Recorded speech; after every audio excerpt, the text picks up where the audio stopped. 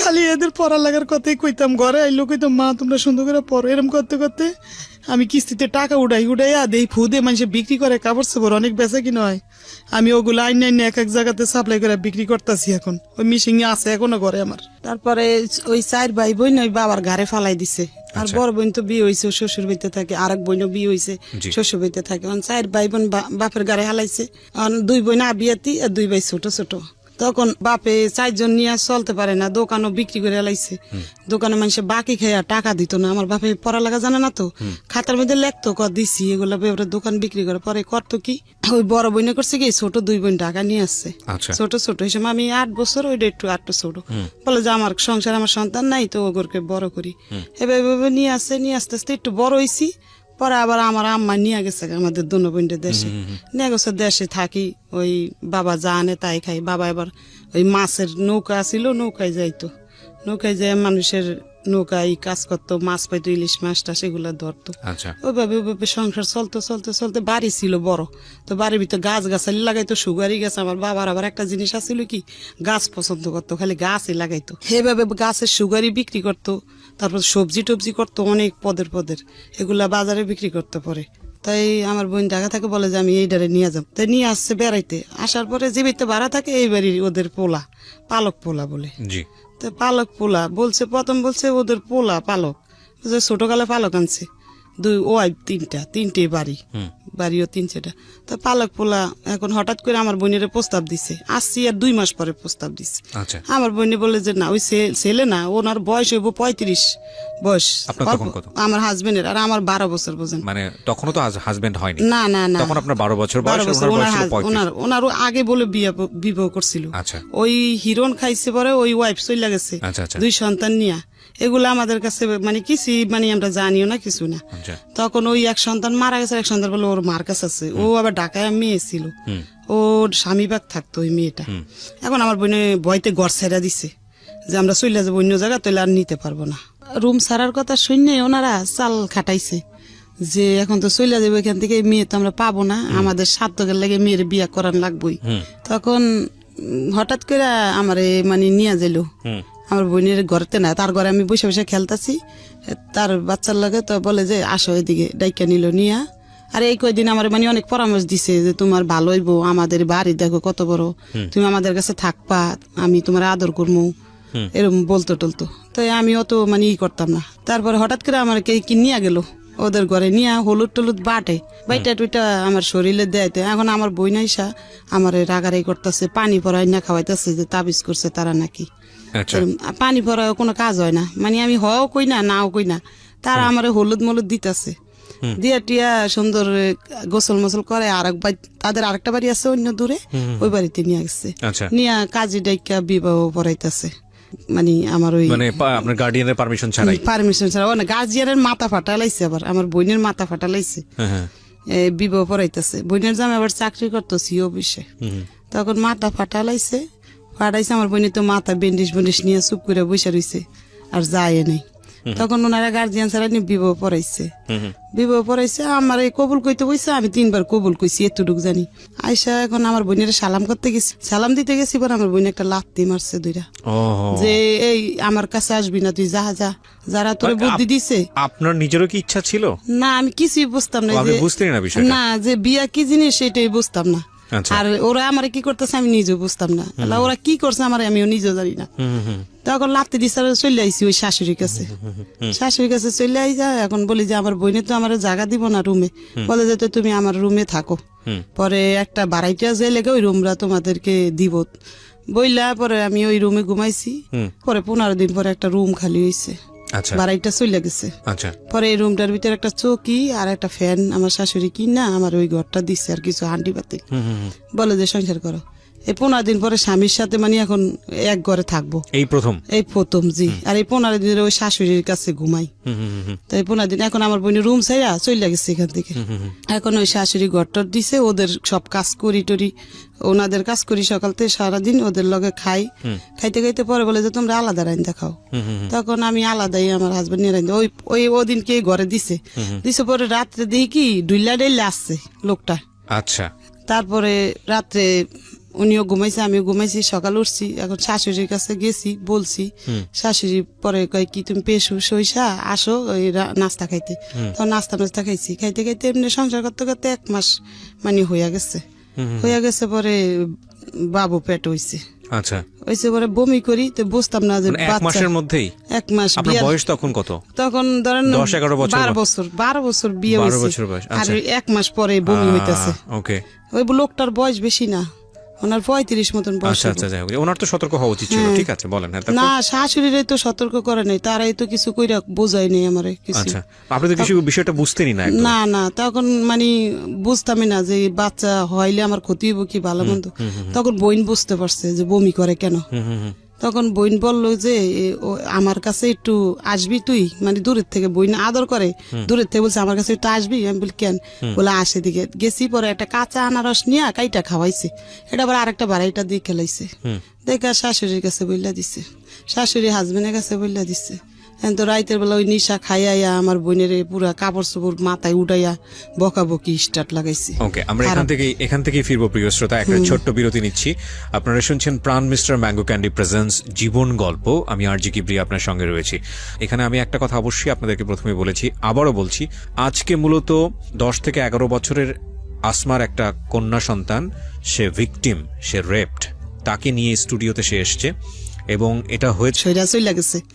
এখন এমনি বাচ্চা পেড়ে 9 মাস হয়েছে, তখন মানে আমার বাচ্চা হইব আজকে ডেলিভারি, শাশুড়িরা দায়টাই নিয়ে আসছে, নিয়ে আইসা শাশুড়ি। 9 মাসের মধ্যে কি আপনি বাড়ির সঙ্গে যোগাযোগ করা? না, আমার বাবা মা কেউ আসে নাই, কেউ জানার পরেও আসেনি? না, কেউ আসে নাই।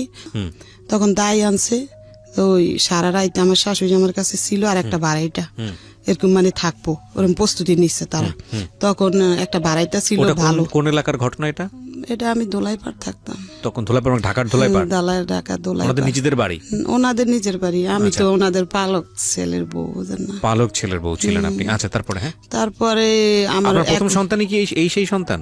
ওই হচ্ছে সে, মানে বড় মেয়েটা? আরেক ছেলে আছে। ও, আরেক ছেলে আছে আপনার, তাকে নিয়ে আসেননি এখানে? ওর বয়স কত?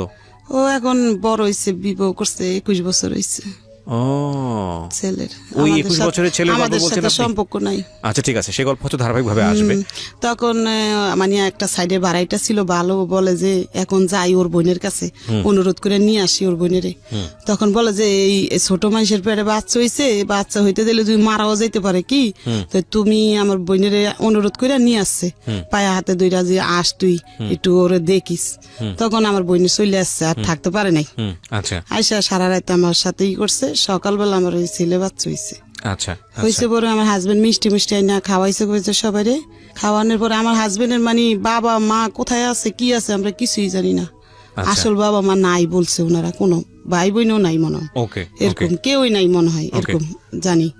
তারপরে খাওয়াইছে, আস্তে আস্তে একটু বাবুটা 5 মাসের হইছে। আর হঠাৎ করে ওই রাস্তায় মারামারি করছে, ওই ওষুধ কোম্পানির 2টা লোকে মারামারি করছে। ওই ছেলের বয়স 5 মাস, মারামারি করছে, পরে ওনারা ধরাই দিছে ওই মালিকে, মানে আরেকজন ভাই এরকম পালক আর একটা ছেলে হলো মারামারি করছে, ধরাই দিছে পুলিশ দিয়া। আমার হাজবেন্ডে ধরাই দিছে, আমি জানি না। তো এই নাইট গেট এসে বলে যে সালমা তোমার এই হাজবেন্ডে তো ধরাই দিছে তোমার শ্বশুরে। পরে আমি কি করবো আর জানি না, সকালবেলা হইছে, এখন বলে যে আমার শ্বশুর ডাইকা নিয়ে বলে যে তুমি আমাদের ঘরে খাওয়া দাওয়া করবা কিন্তু। পরে আমি ওই ওনাদের ঘরে একবেলা যাই, খাই, আর ওই বাচ্চাটা নিয়ে থাকি, এরকম করে 2 মাস। এখন আমার বাবার বাড়ির মানুষ শুনছে ওই কথা, শুনে আমার বাবা চলে আসছে, আর থাকতে পারে নাই। আচ্ছা, চলে আসছে, গাছ বেচছে দেশে, বেচা গাড়ি ভাড়া নিয়ে আসছে যে আমার মেয়ে নিয়ে যাবো আমি। ওইটা শুনছে, কাটতে জানি না, বড় বোনেরতে জানি। পরে আসছে, পরে এরা যাইতে দিব না, যে না ওর স্বামী নাই, ওরে দেওয়া যাবে না। আচ্ছা, মানে এত ফাঁসান দেয় নাই। তখন আর আমার বাবা ফিরত চলে গেছে। তো পরে আমার শ্বশুরে একটা লোক দিয়া জেলখানায় পাঠাইছে, যে তোমার হাজবেন্ডের দিকে আসো। তখন আমি গেছি, আর আমার হাজবেন্ড মানে আমি কই চলে যাম গা, আর এর ভাত খাম না, অনেক মাইর ধরেও করতো। পরে আমি কি চলে যাম গা, না বোন তুই যাইস না, আমি সারা পাইলে তারপরে তোর নিয়ে তোর বাবার বাড়িতে যাম। এটা আপনার বলছে? আমার হাজবেন্ড বলে জেলখানার ওই খাসা দুইটা। হ্যাঁ, পরে আমি কই থাক, লোকটা হাজার বাবা মা নাই, এতিম, এই খারাপ হইলো তো এমনি খাওয়ার খাদ্য দিত আমারে, মানে বাজার কোনোটা বাদ রাখতো না। আমি একটা জিনিস বুঝতে পারছি যে ওই বাড়িতে মূলত ওই ছেলেটার সঙ্গে আপনাকে বিয়ে দিয়েছিল যাতে বাড়ির কাজকর্ম আপনাকে দিয়ে করানো যায়, ওই পালক ছেলেকে। পালক ছেলেতে। কিন্তু ওই লোকটা আমার হাজবেন্ড কেমন, মানে নিশা খাইতো, রাইত হইলে দিন হইলে ভালো থাকতো। আচ্ছা রাইতে মদও খাইতো আর গাঁজা সিগারেটে বইরা ওগুলা ঘরে বসে বসে খাইতো। আচ্ছা আচ্ছা এমনি এমনি করতে করতে ওই ছেলেটা একটু হাঁটিন্য হইছে পরে এর কয়েক বছর আবার বাচ্চা বেড়ে গেছে, তারা কোনো ব্যবস্থা নিতে বলে নাই দেখে আমিও বুঝি নেই। আর আমার বাবা আমার ফ্যামিলিও ব্যবস্থা নিতে বলে নাই। আবার বাচ্চা পেট হয়ে গেছে, ওই এই যে মেয়েটা পেট হইছে। আচ্ছা এই মেয়েটা, হ্যাঁ বড় মেয়েটা পেট মেয়েটা। হইছে রে। প্রতিদিন পর্যন্ত রাত্রে হইলে নিশা খাই আয়া না অনেক অত্যাচার করতো। পরে করতাম কি জানেন, মানুষের ঘরে যাই রাত্রে পলাই থাকতাম, মানুষের ঘরে পলাইতাম, চুপ কইরা বসে থাকতাম, ওই হামতাম কইরা টইরা শুয়া পড়তো যে তখন ঘরে যাই চুপ করে শুয়া থাকতাম। পরে এতই খারাপ ছিল, রাত্রে হইলে কি করতো পেশাব করে দিত বিছনার ভিতরে। প্রতিদিন দিত, ও জানে, ও দেখছে বড় হইয়া, প্রতিদিন পেশাব করে দিত। জানি না, ওই মদ খাইতো, প্রচুর খাওয়া খাইতো, একবার কাপড় মাথা তুলাইতো, রাস্তা দিয়ে মানুষের বক্তে বক্তে আসতো, কিন্তু কোন মহল্লার মানুষে ওরে কিছু কইতো না, কইতো পাগল থাক কিছু। কোনো বাড়িওয়ালা দেখলো কইতো সালামান কি দিত লোকটারে, মানে ওরে সালাম দিত হেরা উল্টা, মানে একটু পাগল টাগল ছিল বসে। হ্যাঁ ওরকম করতো। রাত্রে ভয় পাইতাম, ভয় পা ঠেলা আমি খাটের নিচে ঢুকা চুপ করে বসে থাকতাম। তখন তাদাম বাড়ি বিশ্রে বুসরে আসতো, পাইতো না, তখন চুপ করে শুয়ে থাকতো। শুয়ে থেকে ওই পেশাব করতো, সকাল হইলে জানি ওই পেশাব গুলা ধোয়া লাগতো আমার, খাতা করতো, শাশুড়ি কইতাম।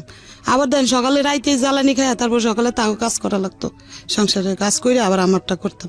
এমনি এমনি ওই বাচ্চারা ফেট হয়েছে, তো ওই বাচ্চারা ফেট হয়েছে, ওই মার খেতে খেতে ফেট হয়েছে।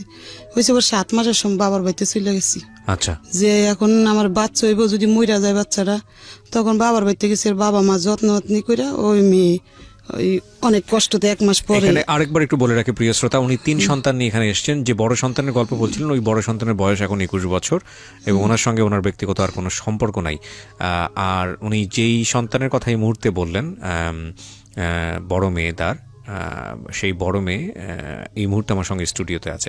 আমি একটু আপনার সঙ্গে কথা বলি। হ্যাঁ, আপনার মা যেটা বললো, মাইক্রোফোনটা নিন, আপনি কাছে নিন। হ্যাঁ, আপনার মা যেটা বললো সেটা কি ঠিক? মানে বাবা সম্পর্কে যেটা বললো সেটা কি ঠিক? জি জি, আপনি নিজে দেখেছেন এরকম? এমনকি আমি নিজেও দেখেছি। জি, এরকম মাতলামো করতো রাতের বেলা এরকম খেটে এসে? একটা রাত আমরা ঘুমাতে পারতাম না, মশারির মধ্যে আগুন ধরাই দিত, তারপরে ছুরি ধার দিত, আমার আম্মুর কল্লা কাটবে, মানে আমরা অনেক ভয় পেতাম। একটা রাত ঘুমাতে পারতাম না ঠিক মতো। মানে আমার যতটুকু মানে জ্ঞান হওয়ার পরে আমি যতটুকু আমার মনে আছে ওই ঘটনাগুলো, রাত্রের ঘটনাগুলো। 4-5 মাসের বছরের ছিল, 4-5 বছর 6 বছরের ছিল, নিয়ে গেছি। ঠিক আছে, তা আপনি যেটা বললেন যে আপনার বাড়িতে গিয়ে যাওয়ার পরে যত্ন করে, তারপরে 1 মাস পরে ব্যথা, প্রচুর ব্যথা, অল্প বয়সে মা হইছে, ওই ছেলে ছোট 2.5 বছরের, ওই ছেলে 2.5 বছরের, অনেক সুন্দর একটা ছেলে। তখন এই মেয়ে হইব, অনেক ফকির পাকড়া বাবা মা দেখায়া দায়টাই আইনা দাঁড়ে সহায় রাখে। তারপরে ডেলিভারি হয়েছে একটা মেয়ে, ছোট একবারে, ওজনও কম, পুষ্টি নাই কোনো শরীরে। তারপরে হয়েছে পরে আমার বাবারে ওই এর ভিতরে চলে গেছে, বলা চলে যায়, বলছে আমার বউ নিয়ে যাবো। বলে আমার মা বলছে ডেলিভারি ছাড়া আমরা দিব না। তখন বলে যাচ্ছে, তো আমি চলে যাই। 2 দিন থেকে ও চলে আসছে ঢাকা। তখন চলে আসছে পরে ও ডেলিভারি হয়েছে পুষ মাসের 15 তারিখে। ও হচ্ছে শীতের মধ্যে রাত 3টার দিকে হয়েছে। পরে ওরে নিয়ে 15 দিন পরে আমি ঢাকা চলে আসছি। আচ্ছা, আমার ছোট বোনটারে নিয়ে চলে আসছি ঢাকা, লগে করে নিয়ে আমার বাবাই লঞ্চ উঠাই দিছে। ওরা আইন না সংসার করতেছি এমনি। ওই প্রতিদিন রাত রইলে খাইয়াই অনেক অত্যাচার করে। একদিন করছি কি জানেন, আমার মারণের লাগিয়া বিশ্রাইতেছে দিনে মদ খাইয়া, পরে মারতে পারে না। আমি ইচ্ছা করে কলের দিকে চলে গেছি যে না মারতে। খাটের স্ট্যান্ড ছিল আগের দিনে, কিন্তু দাঁড় উপরে কারা থাকে না খাটের, এভাবে নিয়ে এই আমার মাথার ভিতরে শিলি হয়েছে 4টা, দেখেন এই শিলি মাথায় বাড়ি দিয়া মজক সহকার বার করে লাইছে।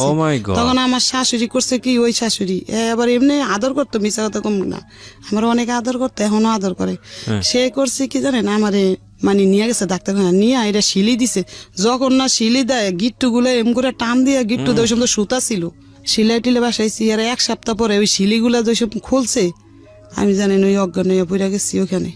তারপর বাসাইছি, আবার সংসার করতেছি এরকম করে সংসার করতে। একদিন করছি কি জানেন, আমার এই বাথরুমের ভিতরে পলাই রয়েছি, বাথরুম ভাঙ্গা, টয়লেট ভরা ছিল নিচে, 3 সাইড বাইতে থাকি না, আমার ওই শাশুড়ির সামনে, শ্বশুরের সামনে আমার করছে কি জানেন, বারাইত্যা থাকে 22টা, ওই বারাইত্যার সাক্ষী এখন ওই বারাইত্যাই দোলাই পারা আছে। ও বাড়িতে সামনে আমার করছে কি জানেন, বাথরুমে পালাইছি না, বাথরুমের দরজাটা ধাক্কা দিয়া ঢুকে আমার এই মুখটা আছে না বাথরুমের গুয়ের ভিত্তি ডুমায়া ধরছে, আমার এই শরীরটা পুরো গু দিয়া বেরোছে। আর এমন জোরে ঘুষা দিছে বুঝলেন, এই জায়গাটা এরকম করে এগুলো কি সেই খাওয়ার পরে মদ খাওয়ার পরে এরকম খাইয়েই করতো, এটি বালা থাকলে কিছুই করতো না, সে মদ আর গাঞ্জা খাইয়া খাই এরকম করতো। ওরম করতে করতে ও বাচ্চার বয়স 4 বছর হয়েছে, এরম মার খাইতে খাইতে অনেক হেরা বার করে দিছে। ও শ্বশুর মানুষ আর সহ্য করতে পারে না এই ছেলের ও ওই মানে জ্বালা। আপনার যারা পালক হ্যাঁ, পিতা তারা যারা ছিল সহ্য তারা- করতে পারে না দেখে তারা করছে কি, মা সামানা সব ঘরেতে নামে বাইরে ফালাই দিছে ফিক্কা মেরা, যে আমাদের বাড়িতে যাও গা বাবা, তোমাদেরকে রাখতে পারব না। তখন একটা অন্য বাসায় ঘর নিছি আমরা। এখন আমি কিছুই বুঝি না, থানাও কিছু বুঝি না, বাবা মাও দিয়ে নেয় না, কিছুই বলে না, আর শ্বশুর বাড়ির মানুষও কিছু বলে না, আমি কিছুই বুঝলাম না, রাগা করা। এরকম করতে করতে পরে এই মাইয়ার 4 বছর বয়স হয়েছে, হুম, আর ওই ছেলে একটু বড় হয়েছে, 6 বছরের হইব মানে 6-7 বছরের, আর ওর 4 বছর। তখন ওরে 4.5 বছর হয়েছে, আর ওরে ভর্তি করছি একটা মাদ্রাসায় ওইখানে। আচ্ছা, কইরা এখন আমি কি করি জানেন, ওই আকরবাতি আছে না, ও নিশাবানি খায়, অত টাকা দিত না, 60 টাকাই না দিত রাত্রে বাজার করার জন্য, আচ্ছা, আর এরকম সব খাইয়া লইতো। ওই দিয়ে আমি ওই টুকটাক 12 টাকা কেজি চাল ছিল তো, তো আর ডাইল ছিল, এসব তো মাংস ছিল 60 টাকা, তো ওই 1 কেজি চাল আনলে আমরা সুন্দর 2 দিন হইয়া যাইতো, আধা কেজি করে, অত খাইতাম না। আকরবাতি আছে না, এগুলা ওদিকে দেয় বাড়ি বাড়ি আচ্ছা, বানাইতে। তখন আমি মানুষে বানাই দেখা দেখা শিখছি, তো প্রতিদিন 3 কেজি বানাইতাম। সিয়ারি খাইয়া অনেক বাড়াইতে ঘুমাই থাকতো। সেহরি, হ্যাঁ, আমি ঘুমাইতাম না, আমি ওই বৈশা বৈশা ঘরের মধ্যে ওই গোলাইতাম, গোলাইয়া বইয়া বইয়া বানাইতাম, তো সবাই আগরবাতি? বেশি বানাইতাম, আচ্ছা। 4 কেজি কি 4.5 কেজি বানাইতে পারতাম। আগরবাতি, জি, আচ্ছা, বেড়ারা দিয়া যায় বাসায়, ও গুড়িও দিয়া যায়, গোলায় নিতে হয় আটার মতন করে। আচ্ছা। তো বানাইতে বানাইতে বানাইতে ওই বেবিও আমার শিক্ষা লাইছে ওগুলা। মানে আপনার তো বড় মেয়ে? হ্যাঁ, ওই মেয়ে 4.5 বছরের মেয়ে শিক্ষা লাইছে দেখতে দেখতে। আচ্ছা। তো ও একবার মতন বানাই দিত আমারে, যেরকম বানাইতাম মাইজি ওরে ভর্তি করছি একটা মাদ্রাসায়। আর ওই 4.5 কেজির মতন বানাইতাম, কোনোদিন 3 কেজি বানাইতাম, বানাই বানাই রাখতাম, পরে লোক আসলে নিয়ে যেত, 1 লগে 1000, 1200, কত টাকা পাওয়া যেত? 1500, 1200 এরকম পাইতাম 10 দিন 15 দিন পরে। 10 দিন 15 দিন পরে? হ্যাঁ, 10 দিন পরে। বহুত কঠিন কাজ। কঠিন অনেকগুলা, এতগুলা হইতো 1 কেজি। ওগুলা রাস্তায় সুগার লাগতো, মিল্লা মিল্লা আচ্ছা, সুগার আচ্ছা। পরে আবার বাইন্দা রাখতাম, আচ্ছা। তো লোকটা নিয়ে যেত। তো এই 10 দিন 12 দিন পরে 1500-1200 টাকার মতন আইতো। আচ্ছা, আইলে আমার কাপড় চোপড় আমি নিতাম নিজেরটা, ও বাচ্চারে কিছু দিতাম, দিয়ে দিয়ে বাচ্চা মাদ্রাসায় ভর্তি করছি। করার মনে 2 মাস কি 4 মাস পরে হিরণ ধরছে। এখন ওই পাকঘরে বৈশা বৈশা খাইতো প্রথম অন্য মানুষের সাথে। আপনার জামাই? তখন হিরণ ধরছে পরে, এখন আমি বুঝি না যে ও কি খায়, এটা খাইয়াটে ঘরে যাই চুপ করে দমন ধরে শুয়ে থাকতো। এখন আর আমার সাথে ওই মারামারিটা কম করতো, ওইটা খাওয়ার পরে মারামারিটা কম করতো, কিন্তু টাকা চাইতো আমার কাছে, খালি টাকা না দিলে মারতো। এই যে দেখেন এই কেন্নার ভিতরে, এই যে এই কেন্নার ভিতরে রড দিয়া বাড়ি দিয়া এগুলা এমন কালো হয়ে রয়েছে, এই যে দেখেন কেন্নার ভিতরে দোনো হাতে আছে, ওর পায়েও আছে, বাড়ি দিত এইভাবে, বাইরে দিতেও, আর কাপড় চোপড় নিত, থালা বাটি নিয়ে যেত। তখন ওরা ও তো বড়, 5 বছর হইয়া গেছে, আর ওই ছেলেও তো একটু বড়। তখন কি করবো, ওই কাজ লইছি একটা, সবাই দিয়ে কিস্তিতে টাকা উড়াইয়া চলে সুন্দর। ওই আকরবাতি দিয়ে চলবো না, মিশিংটা আনতালে জালি ব্যাগ সিলাই, নেট গুলা ওই ফলের দোকানে দেয়। অনেক একজনে বুদ্ধি দিয়ে কি, ওই তোর স্বামী তো ওই নিশা ধরছে, এখন তো ওই বাচ্চা দুটার জীবন নষ্ট হইব, আর বাবা মাও নেয় না আমার আয়সা, কেউ পাশেও দাঁড়ায় না। তখন বললাম যে একটা মিশিং কিনবো, তখন কিস্তিতে টাকা উঠেছি 10,000। আমি এখানে একটা বিরতি নিতে চাই। প্রিয় শ্রোতা, আপনারা তো শুধু গল্পটা শুনছেন, ইনফ্যাক্ট আমি বলবো যে এতদিন যাবৎ কোনো একটা ঘটনার, আপনি রেপ কেন্দ্রিক কোনো একটা ঘটনার যতটুকু জানেন, আজকে আমি চ্যালেঞ্জ দিয়ে বলতে পারি তার চেয়ে অনেক বেশি জানবেন। আমি আসমার জীবন গল্প এখানে উপস্থাপন, সালমার জীবন গল্প এখানে উপস্থাপন করছি। সালমার 2 মেয়ে 2 ছেলে, আজকে এখানে 3 সন্তান উপস্থিত। বড় মেয়ে একটু আগে কথা বলেছে, এবং ছোট মেয়ে যে ভিকটিম, যে নভেম্বরের 8 তারিখে 2018 সালের নভেম্বরের 8 তারিখে তার জীবনে এই ঘটনাটি ঘটেছে, যার বয়স মাত্র 10 থেকে 11 বছর। ক্লাস 5-এ পড়া অবস্থায় ঘটনাটা ঘটে, এবং সে পরবর্তীতে পরীক্ষা দিতে পারেনি, এবং এটা নিয়ে মামলা হয়েছে। সে কথা বলবে আজকে সময় পেলে। আপনারা যদি ওদের ফেসটা দেখতে পারতেন, বিশেষ করে যে মেয়েটা ভিকটিম হয়েছে, ওর যদি ফেসটা আমি দেখাতে পারতাম, আমি দেখাতে পারবো না। নিজের বাসায় দিয়ে আসি, আবার নিয়ে আসি, আর ও দেখছে কিভাবে খায়, ওরা জিজ্ঞাসা করেন। দেখছেন? তুমি কি দেখেছো তোমার বাবা তোমার সামনে নেশা করতো? হ্যাঁ, কি করতো বলো তো একটু? মানে উনি কি বেঁচে আছেন? আপনার বেঁচে আছেন? না এখন নাই। মারা গেছেন?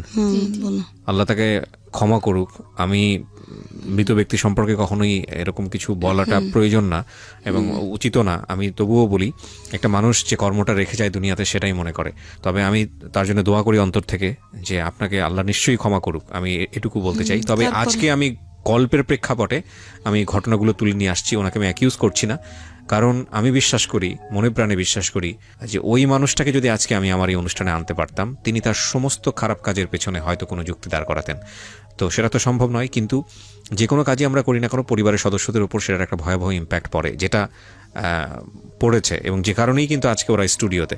হ্যাঁ, কি হতো একটু একটু বলো তো। মানে ঘরের মধ্যে মোম জ্বালাতো, হ্যাঁ, মোম জ্বালিয়ে পয়সা দিয়ে মানে মুখ দিয়ে কি যেন একটা তো তুমি তোমার বাবাকে বলতা না যে বাবা এটা করো না?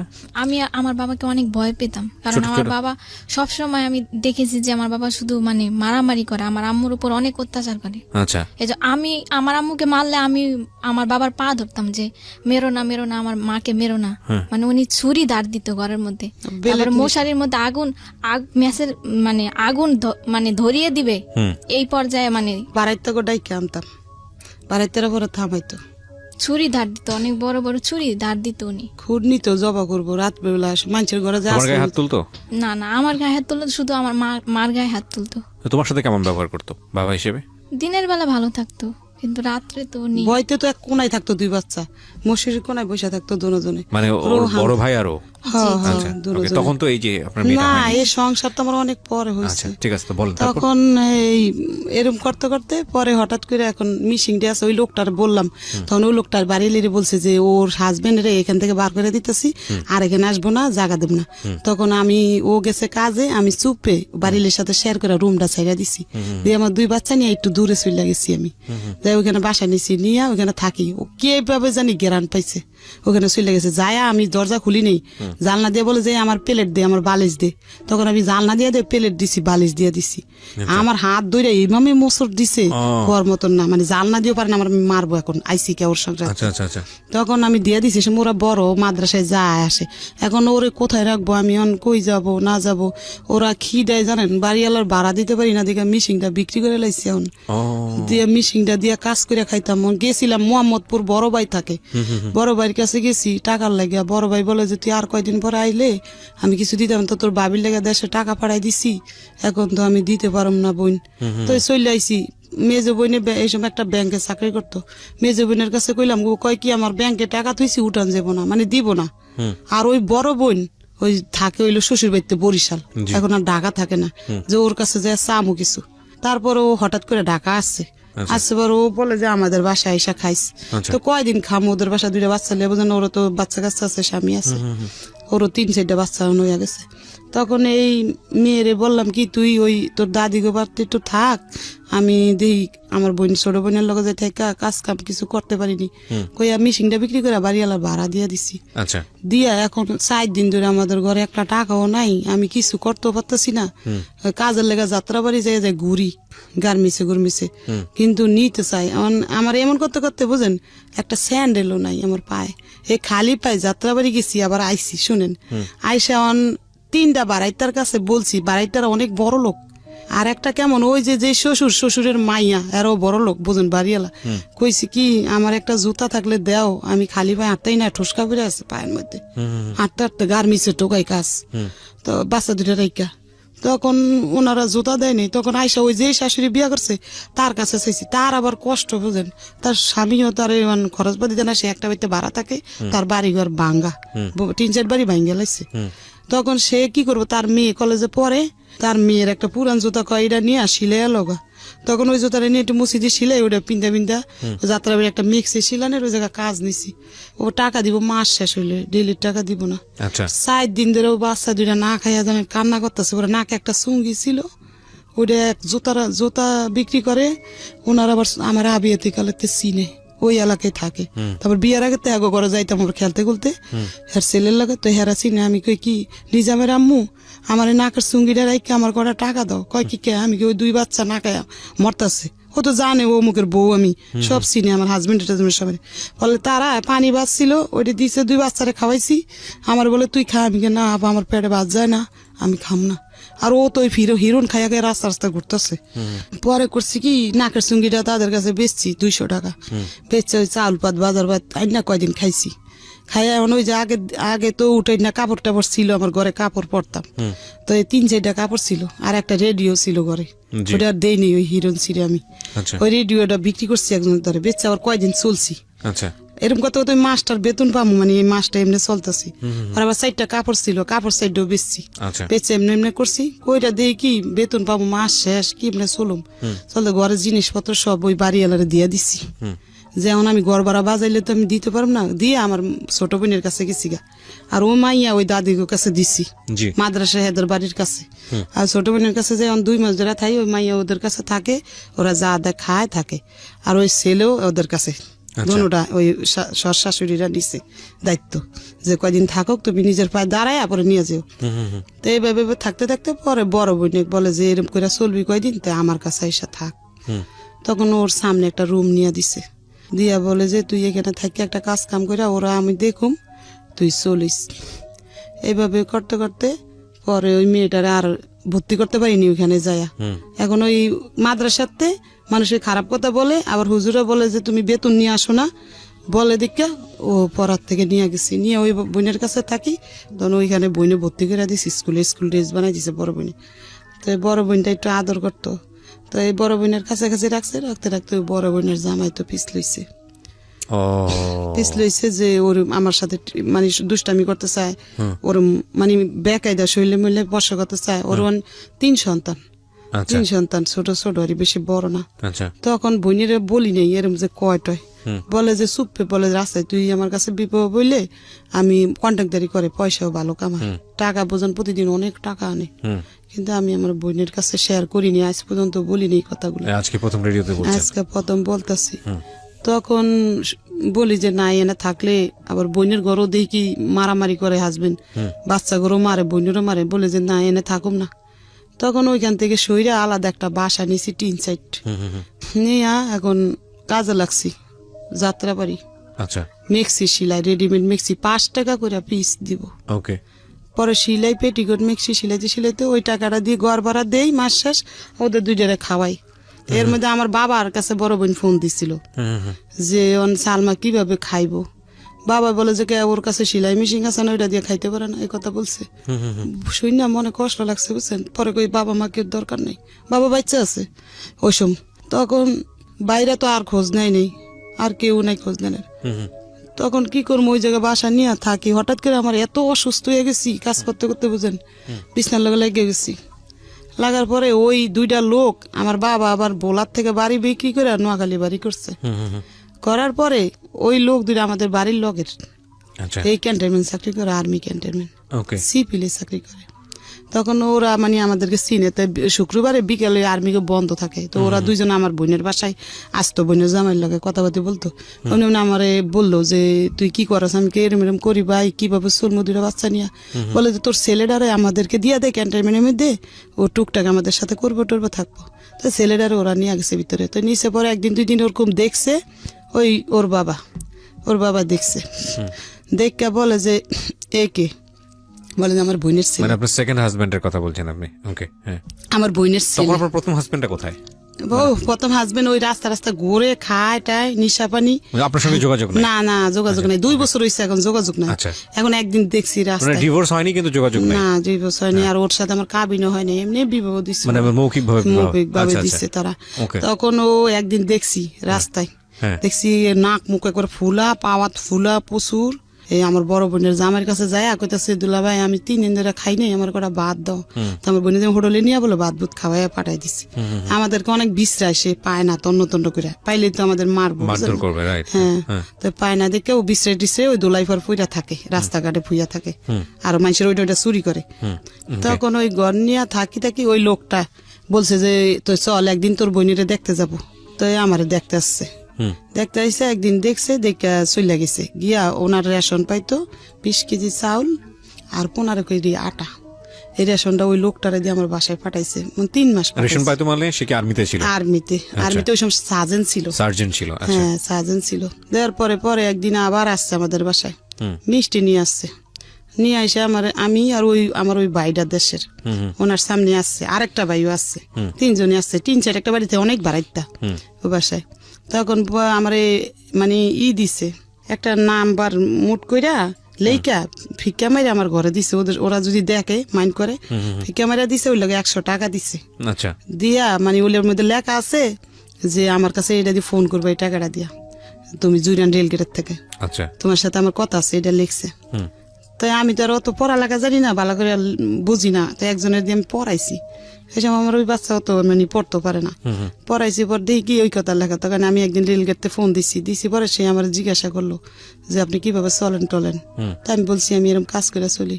বলে যে আচ্ছা আপনি আমার সাথে একটু দেখা করেন, আপনার আমি সিএমএস একটা চাকরির ব্যবস্থা করে দিব, নাচ আচ্ছা। নাম কি ছিল ওনার? খুশিদ আলম। খোরশেদ আলম, আচ্ছা।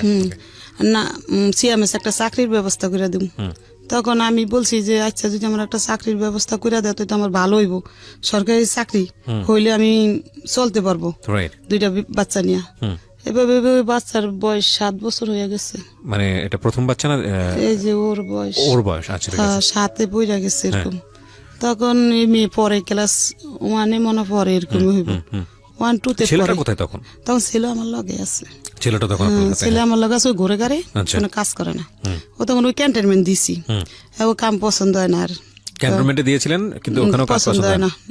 ওরা কাপড় দোলাই করে, ওরা আব্বু না, ওরা বসে না পাইনি, ওই সিপিল ওরা কাপড় দোলাই করে আর্মি গো, ওগুলার লগে একটু কাজ কাম করতে দিছিল, কিন্তু করবো না। সে আয়সা পড়ছে, আয়সা ঘরে শুয়ে থাকে, আমি কিছু বললো খেলে টেলে আয়সারাই, আমি যাই লেগা কাজে, ও ভাত বুত খায়, ওর খেললে খারাপ পোলাবেনের লাগে মিশে পড়াশোনা করে না, পড়াশোনা করে। আপনি শাসন করেও করতে পারেন? শাসন করলে কি আমার মানে কিছুই কয় না, আমি মারলে চুপ করে থাকে, আমি গেলে ও খেলে টেলে, আর আমি না দেখলে পলায়া থাকে, থেকে ভাত বুত খায়, এরকম করে দিন যা রাত পয় ওর খালি, না খাইলে না খায় থাকে। বাবা খুবই বাবার কাছে যায় না, এই যে বলি বাবা খুব ইম্পর্টেন্ট একটা ফ্যামিলির জন্য, খুবই ইম্পর্টেন্ট। এবং একটা ব্রোকেন ফ্যামিলিতে আসলে যারা বড় হয় তারা বুঝতে পারবে যে একটা মার অ্যাবসেন্স কিংবা একটা বাবার অ্যাবসেন্স ওই পরিবারের জন্য কতটা ভয়ানক, বা তার বড় হয়ে ওঠার জন্য কতটা ভয়ানক।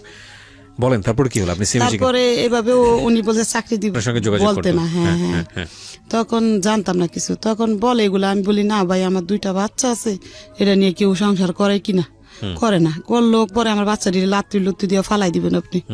বলে যে সবাই একরকম মনে করেন না আপনি। দেখলাম লোকটা অনেক ব্যবহার ভালো টালো, এরকম দুর্বল হয়ে গেছি একদম, মানে তার প্রতি। ও স্যার সে বলে যে তোমার বোনের কাছাকাছি তুমি থাইকো না, তুমি আমি একটা বাসা নিয়ে দিই, তুমি ওখানে বাসা নাও। তখন আমি বলছি যে না বাসা তো নিব আমি, কিন্তু সেই বাসা আবার আমার কে দিব? বলে যে আমি দিব। তখন আমি বাসাটা ছাইরা ওই পারে রেলগেটের ওই পারে একটা বাসা নিছি, ভাড়া মনে 4,000 টাকা হইব না, 3,500 টাকা বাসা ভাড়া নিয়ে আমার 2 ছেলে মেয়ে নিয়ে আমি ওইখানে গেছি। যাওয়ার পরে টুকটাক কিছু মাল সামান কিনা দিছে, আর ওই লোকটারে দিয়ে রেশন মেশন পাঠাইছে বাসায়। পাঠাইছে পরে বাড়িওয়ালারে বলছি আমার 2 বাচ্চা আমি থাকুম, আমার হাজবেন্ড থাকবো, এ কথা বলছি। এখন আমি বলছি যে আমরা এখন বিবাহ করব। উনি বলছে আমার প্রস্তাব দিচ্ছে, তাই আমি বলছি তাহলে কে সাক্ষী থাকবো? বিবাহর সাক্ষী আছে না? তখন ওই লোকটা আর একটা লোক, এই 2 জন সরকার, একজন মৌলবী ডাইকা আমরা বিবাহ করছি। আচ্ছা, তো বিয়ে করার আগে তো আপনার আগের হাজবেন্ডের সাথে আপনার তো সেই অর্থে সম্পর্ক ছিল না, তার চিনিও না জানিও দেখিও নেই, আর তারে এই 2 বছর সে আমার কোনো খোঁজ খবর না, আমরাও তার খোঁজ খবর না। আপনি বিয়ে করার আগে আপনার ছেলের মেয়েদের সঙ্গে আলোচনা করছিলেন যে আমি এরকম একটা বিয়ে শাদীতে এরকম?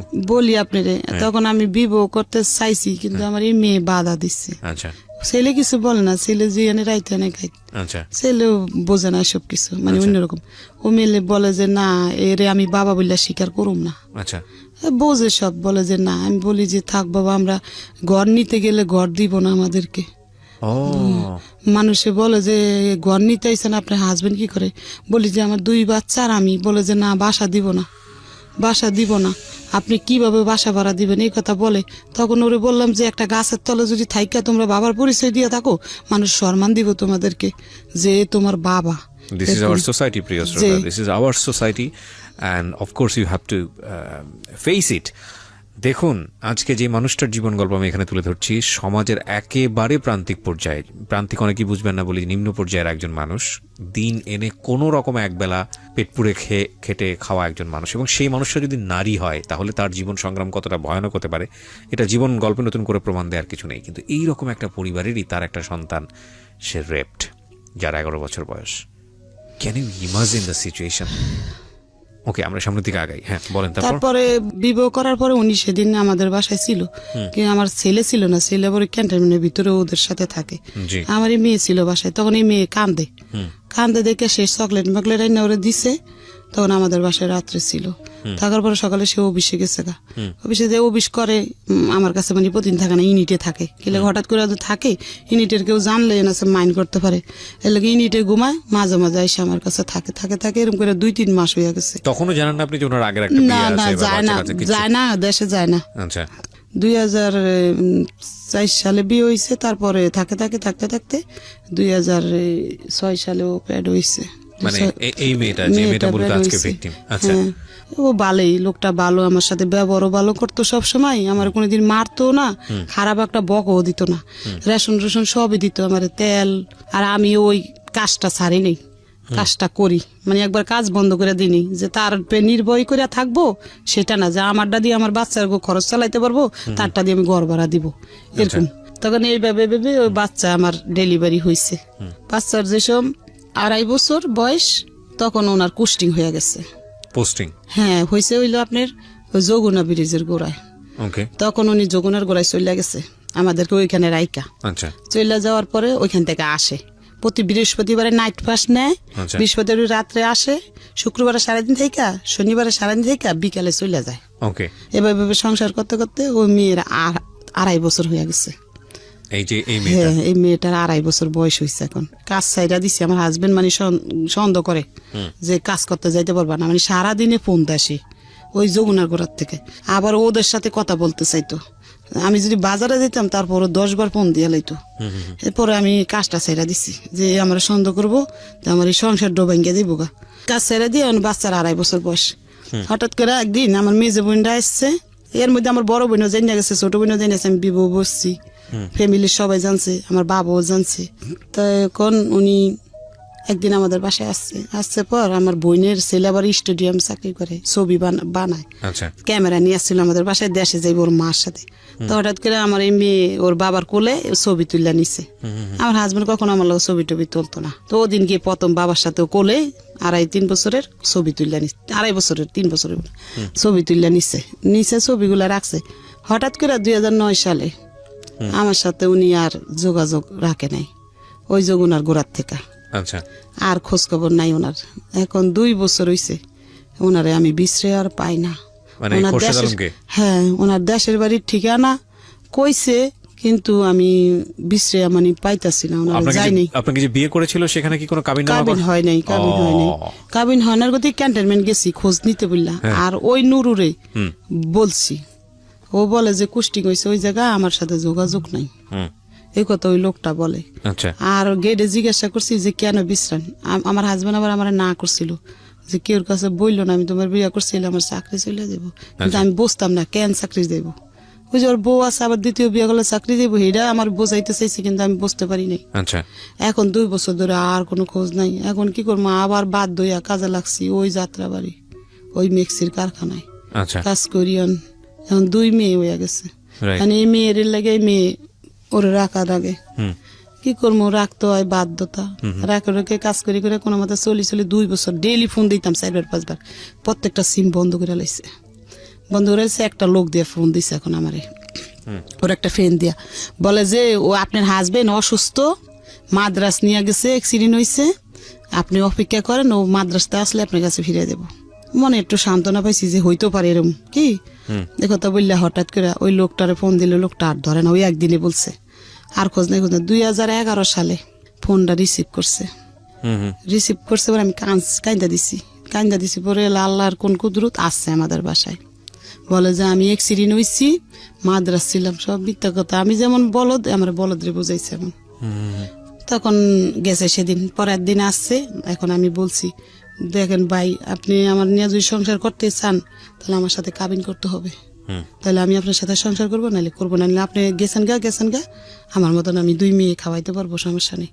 পরে বলে যে করবো, আমি কাবিন করবো। তখন উনি আর আমি শনি আকরা গেছি, তখন আমি আর উনি গেছি, গিয়া আমরা ওইখানে রেজিস্ট্রি কাবিন করছি, আবার এমনি কাবিনও করছি, 2টাই করছি। এটা কি উনি নিয়ে গেছে আপনাকে সেই অফিসে নাকি আপনি নিয়ে গেছেন? আমি নিয়ে গেছি, আচ্ছা আচ্ছা, তাহলে দুইজনে গেছি রিক্সা দিয়া, আচ্ছা যা কাবিন করছি। হ্যাঁ। কইরা পরে আমরা কাবিন লগ লগ তো দেয় না, 3 মাস পরে দিছে রেজিস্ট্রি কাবিনটা, আর ওই কাবিনটা দিছে আমার 1 সপ্তাহ না 15 দিন পরে। টাকা দিছে আমার হাজবেন্ড 5,000 না কত টাকা নিচ্ছে। কাবিনে কি লেখা, মানে কত টাকা দেন? 2 লাখ টাকা কাবিন করছে। আচ্ছা, তখন কাবিন করে বাসায় আইছি, তো বালের সংসার করতেছি। পরে ওইখানে আবার উনি সিটিং বাজি করছে। ওই 2 বছর পরে আসছে যে চাকরি করে, কিন্তু যমুনার ব্রিজের গোড়ায় এখন পোস্তকলা আসছে কয়েকদিনের লাগা। চাইছিল কয়েকদিনের মধ্যে আমারে আবার ভোগ কইরা চলে যাইব। কথা বুঝছেন, মানে মনের ভিত্তি হারামজাদর। তখন ওরা আমি জিজ্ঞাসা করি তুমি এখন কোথায় আছো? আমি উত্তরা র্যাবে আছি। শুনলেন কথা কি, সিটিং বাস উত্তরা র্যাব আছে, ওই কাবিনের ভিতরে র্যাব পরিচয় দিছে। তখন একটু পরে ওনার কাবিন টাবিন করার শেষে ওনার পকেটেতে আমি আইডেন্টি কার্ড বার করে ফেলাইছি। করে দেখি উনি রংপুর 8 ইঞ্জিনিয়ারে কুস্টিং হয়েছে, অরিন অফিসার র্যাঙ্ক ওনার এখন 2009 অরিন অফিসার হয়েছে। তখন আমি বলি এটা কি করলা? কয় কি আরে আমি ছিলাম তো ওই র্যাবে ছিলাম তো এই কয়দিন। শুনলেন কথা, যা কাবিনে র্যাব দিচ্ছে, আমার তো সমস্যা নেই। দেখি 5 মিনিট পর আমার বাসায় চলে আসে। কিরে র্যাবের থেকে 5 মিনিট পর তো উত্তরা থেকে আমার বাসায় আসা যায় না, আজকে আমি পিস লাগুম ওর সাথে, কই যায় ও দেখবো। তখন উনি বাইরে গেছে ঘরের থেকে, আমি ওনার পিছিয়ে যাই, দেখি উনি পোস্তাওয়ালা ক্যান্টনমেন্ট ঢুকছে। তো 1 দিন 2 দিন 3 দিন ঢুকছে, 4 দিনে দিয়ে আমি গেটে গেছি। যাই বলি যে এই লোকটারে চিনেন? আমার কাছে ছবি আছে, ছবি দেখাইছি। লোকটা কয় কিন্তু অরিন অফিসার খুরশেদ। কি হন আপনি? আমি কি আমার হাজবেন্ড? বলে যে আপনার হাজবেন্ড? আপনি বাচ্চা করে? আমি বলি যে আমার 1 মেয়ে। মানে ওনার তো এক মেয়ে আমার, এই যে দেখাইছি ছোট মেয়েটা। বলে যে ও খারো ডাইকে আইনা দিতেছি। তখন ডাইকে আইনা দিছে, ও আমার রাস্তায় আইনা বাসায় নিয়ে আসছে।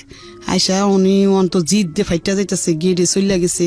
এত ডেয়ারিং হয়ে যাবো আস্তে আস্তে করে সইরা গেছে গা রংপুর গেছেন। 3-4 দিন ধরে আমার সাথে আর যোগাযোগ নাই, ফোনও দেয় না, ফোন অফ। আমি এলা গেটে গেছি চালাই করে, যাই বলি যে আমার হাজবেন্ড এখানে তো চাকরি করতো, এখন উনি কোথায়? উনি তো কুস্টিং হয়েছে, আপনার বলেনি? আমি বলি না আমার, হ্যাঁ ওইখানে কোথায় এরম জায়গায়। ওরা আমার ঠিকানা লিখে দিছে। আমি ওরে ছোট নিয়ে চলে গেছি এর গাড়িতে, রাইতের গাড়িতে গিয়ে সকালে নামছি। নাইমা আমার হাজবেন্ডে বার করে নিছি, নিয়ে ওইখানে এসএম স্যারের কাছে বিচার দিছি যে আমি আমার হাজবেন্ডের লগে থাকবো। সব বলছি, বলি যে হাজবেন্ডের লগে থাকবো। তো আচ্ছা থাকলে আপনার হাজবেন্ড ঘর নিলে আপনি থাকবেন। ওই এর আগে আরেকটা ঘটনা হয়েছে, 2009 সালে বাস্ট হয়েছে যে ওর 2টা বাচ্চা আছে। কেমনে পাইছি জানেন? একটা সিটি পাইছি, ওর মেয়ে সিটি লেখছে বাবার কাছে। 2 মাস ধরে বাবা বাড়িতে যায় না, তার দাদির কাপড় নাই, তার স্কুলের জুতা নাই। এই সিটিটা আমি পাইছি, পাইয়া না সিটিটা আমি একজনের দিয়ে পড়াইছি। আমি পড়তে জানি না, তো পড়াইয়া দেখি কি বাচ্চাটির কষ্টের কথা লেখছে এটার ভিতরে। হইনা আমার খারাপ। তখন আমি এটা মানে গোটপিট করছি। ওই যাই না গেছি দিকে ওই পলাইয়া গেছে ওই 2 বছর আর আসে নাই। পলানের আগে এই ঘটনা বললা গেছি, পলানের আগে পলাই গেছে ওই যাই না। আপনি যখন বললেন না আর্মিতে গিয়ে এই ঘটনাগুলো, তারপরে কি হলো? তারপর যাই না গেছি দেখে ও পলাইছে। ওই সিডি আমার কাছে আজও আছে, আমি রাইকা দিছি সিডি গুলা।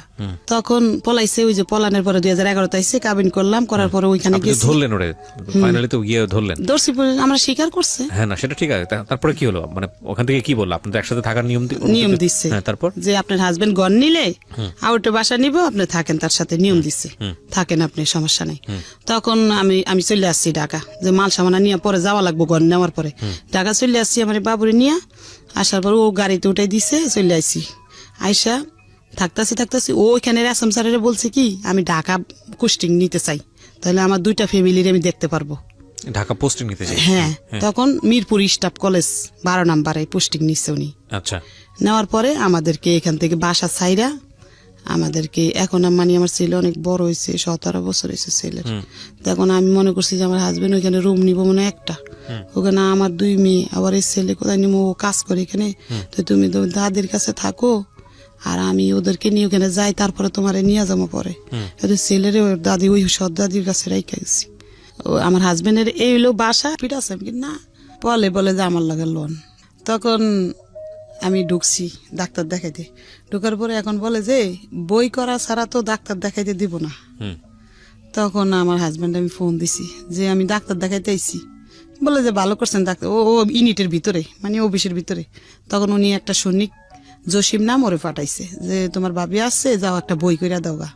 তখন যায় মানে বই করা লাগে, একটা বই কিন না, ওটার মধ্যে মানে স্যারেরা সিল মারবো, তারপর ডাক্তার দেখানোর নিয়ম।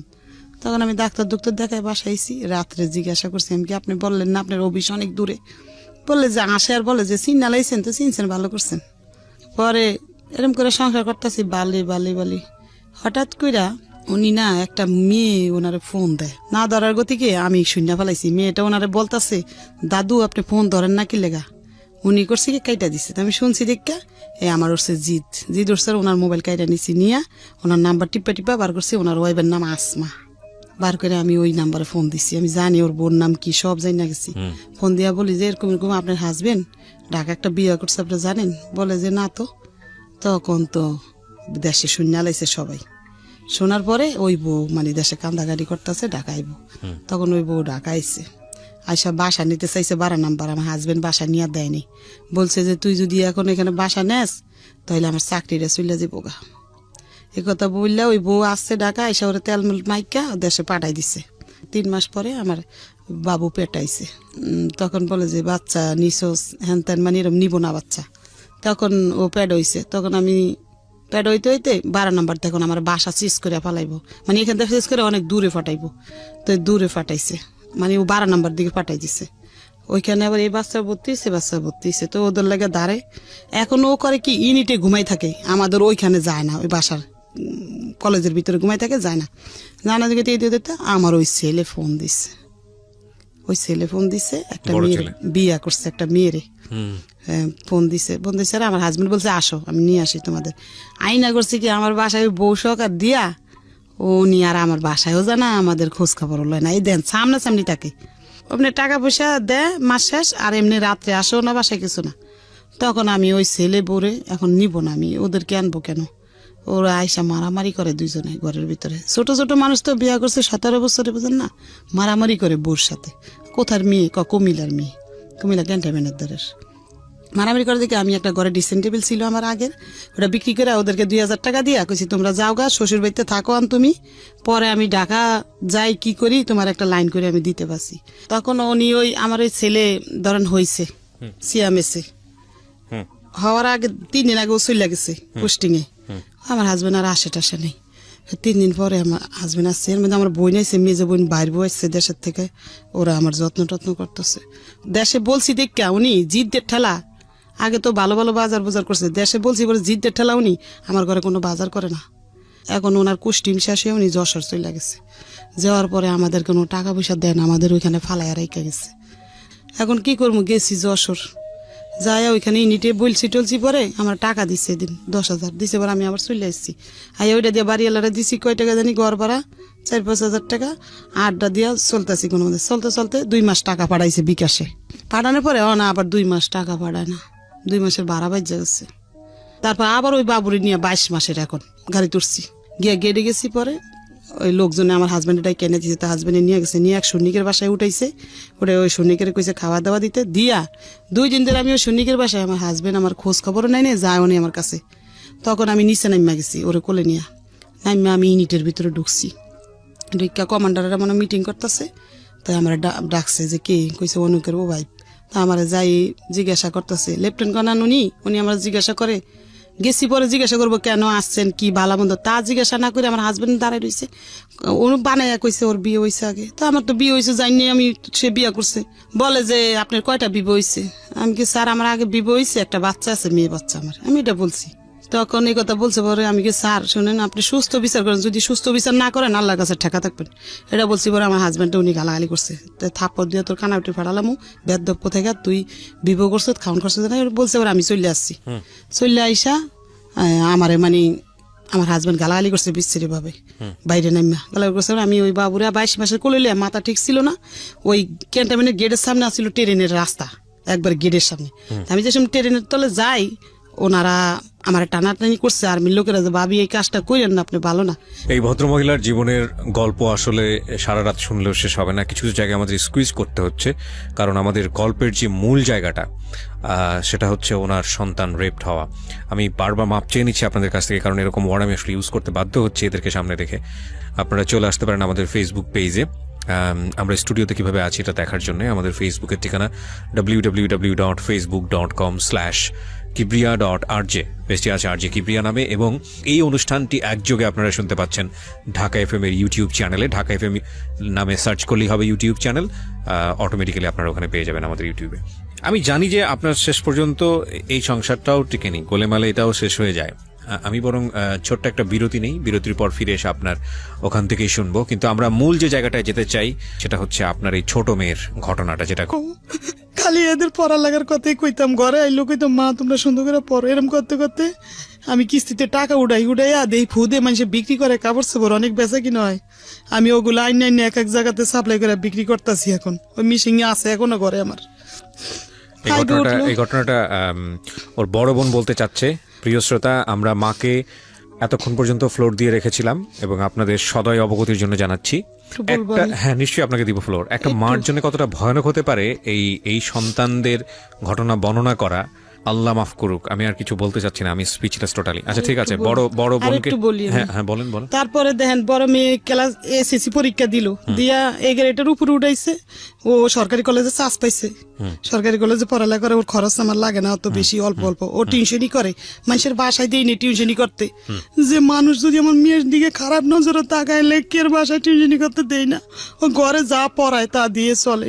আর আমি কাপড় বেশি জানেন, বিকালবেলা জুরিয়ান রেল গেট যে কাপড় বেশি, হাজার হাজার মানুষের দেখছে এই বোরকার মুখ ডাইকে আসে, সারাদিন কাপড় বেশি। আমি কেউ যেন দেখলে কইতে পারেন আমার বাচ্চারা কাপড় আলির মাইয়া খোটা না জান দেয় লেগে, জানেন আমি এরকম করে করে চলি। আর আজকে আমি সাজানো সংসার আমার ধ্বংস।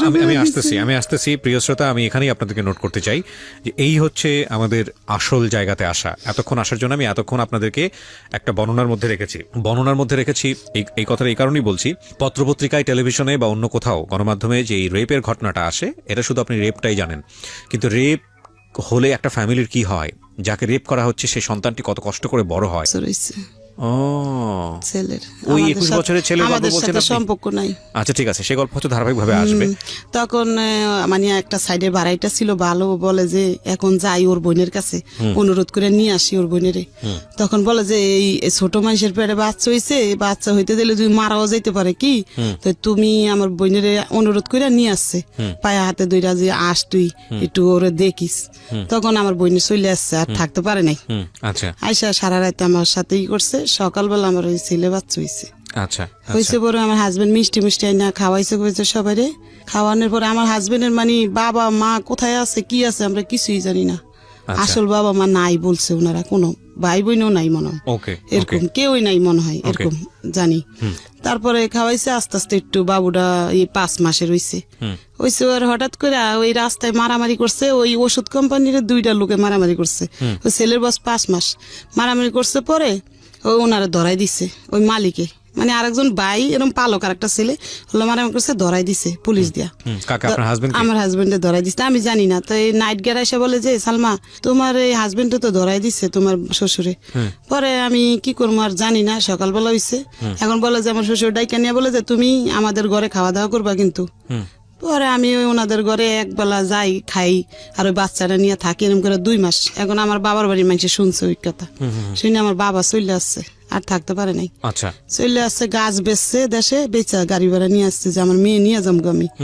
ওইটা শুনছে, কাটতে জানি না, বড় বোনের জানি। পরে আসছে, পরে এরা যাইতে দিব না, যে না ওর স্বামী নাই, ওর দেওয়া যাবে না। আচ্ছা, মানে এত ফাঁসান দেয় নাই। তখন আর আমার বাবা ফিরত চলে গেছে। তো পরে আমার শ্বশুরে একটা লোক দিয়া জেলখানায় পাঠাইছে যে তোমার হাজবেন্ডের দিকে আসো। তখন আমি গেছি, আর আমার হাজবেন্ড মানে আমি কই চলে যাম গা, আর এর ভাত খাম না, অনেক মাইর ধরেও করতো। পরে আমি চলে যাম গা, না বোন তুই যাইস না, আমি সারা পাইলে তারপরে তোরে নিয়ে তোর বাবার বাড়িতে যাম। এটা আপনার বলছে? আমার হাজবেন্ড বলে জেলখানার ওই খাসা দুইটা। হ্যাঁ, পরে আমি কই থাক, লোকটা হাজার বাবা মা নাই, এতিম, এই খারাপ হইলো তো এমনি খাওয়ার খাদ্য দিত আমারে, মানে বাজার কোনোটা বাদ রাখতো না। আমি একটা জিনিস বুঝতে পারছি যে ওই বাড়িতে মূলত ওই ছেলেটার সঙ্গে আপনাকে বিয়ে দিয়েছিল যাতে বাড়ির কাজকর্ম আপনাকে দিয়ে করানো যায়, ওই পালক ছেলেকে। কিন্তু ওই লোকটা আমার হাজবেন্ড কেমন মানে নিশা খাইতো, রাইত হইলে, দিন হইলে ভালো থাকতো।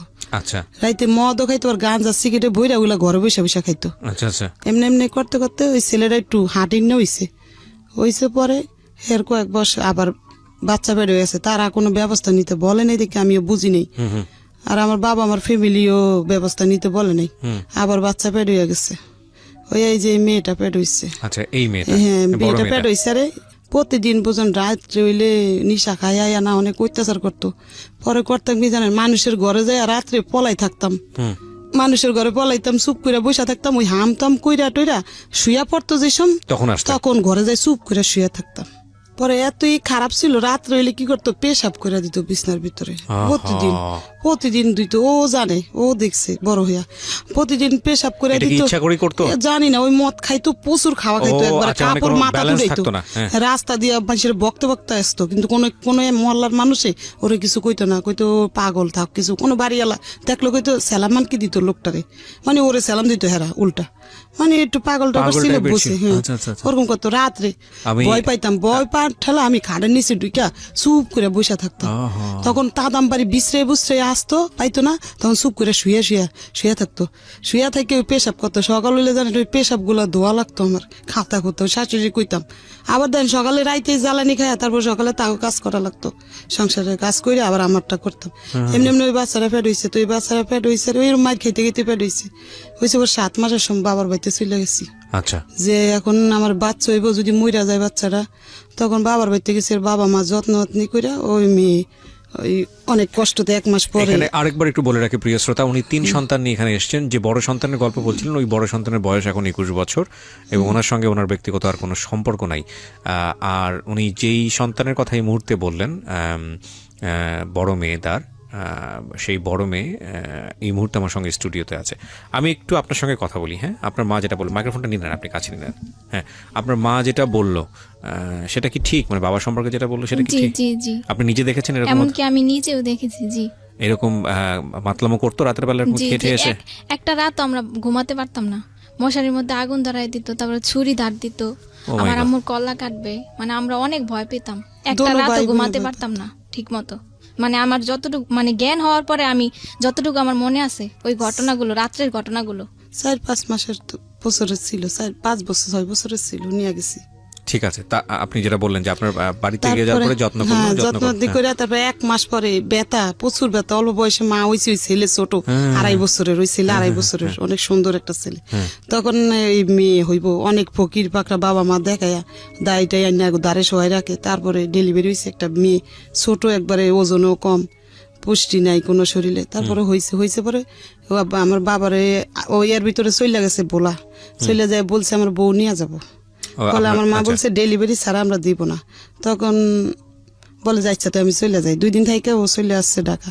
তখন চলে আসছে পরে ও ডেলিভারি হয়েছে পুষ মাসের 15 তারিখে। ও হচ্ছে শীতের মধ্যে রাত 3টার দিকে হয়েছে। পরে ওরে নিয়ে 15 দিন পরে আমি ঢাকা চলে আসছি। আচ্ছা, আমার ছোট বোনটারে নিয়ে চলে আসছি ঢাকা, লগে করে নিয়ে। আমার বাবাই লঞ্চ উঠাই দিচ্ছে। ওরা আইন না সংসার করতেছি এমনি। ওই প্রতিদিন রাত্র হইলে খাইয়াই অনেক অত্যাচার করে। একদিন করছি কি জানেন, আমার মারণের লাগিয়া বিশ্রাইতেছে দিনে মদ খাইয়া, পরে মারতে পারে না। আমি ইচ্ছা করে কলের দিকে চলে গেছি যে না যার মাত্রে। খাটের স্ট্যান্ড ছিল আগের দিনে, কিন্তু দাঁড় উপরে কারা থাকে না খাটের, এভাবে নিয়ে এই আমার মাথার ভিতরে এই শিলি হয়েছে 4টা, দেখেন এই শিলি মাথায় বাড়ি দিয়া মজক সহকার বার করে লাইছে। তখন আমার শাশুড়ি করছে কি, ওই শাশুড়ি আবার এমনি আদর করতো, মিশা কথা কম না, আমার অনেক আদর করতো, এখনো আদর করে। সে করছে কি জানেন, আমারে মানে নিয়ে গেছে ডাক্তারখানা, নিয়ে এটা শিলি দিছে।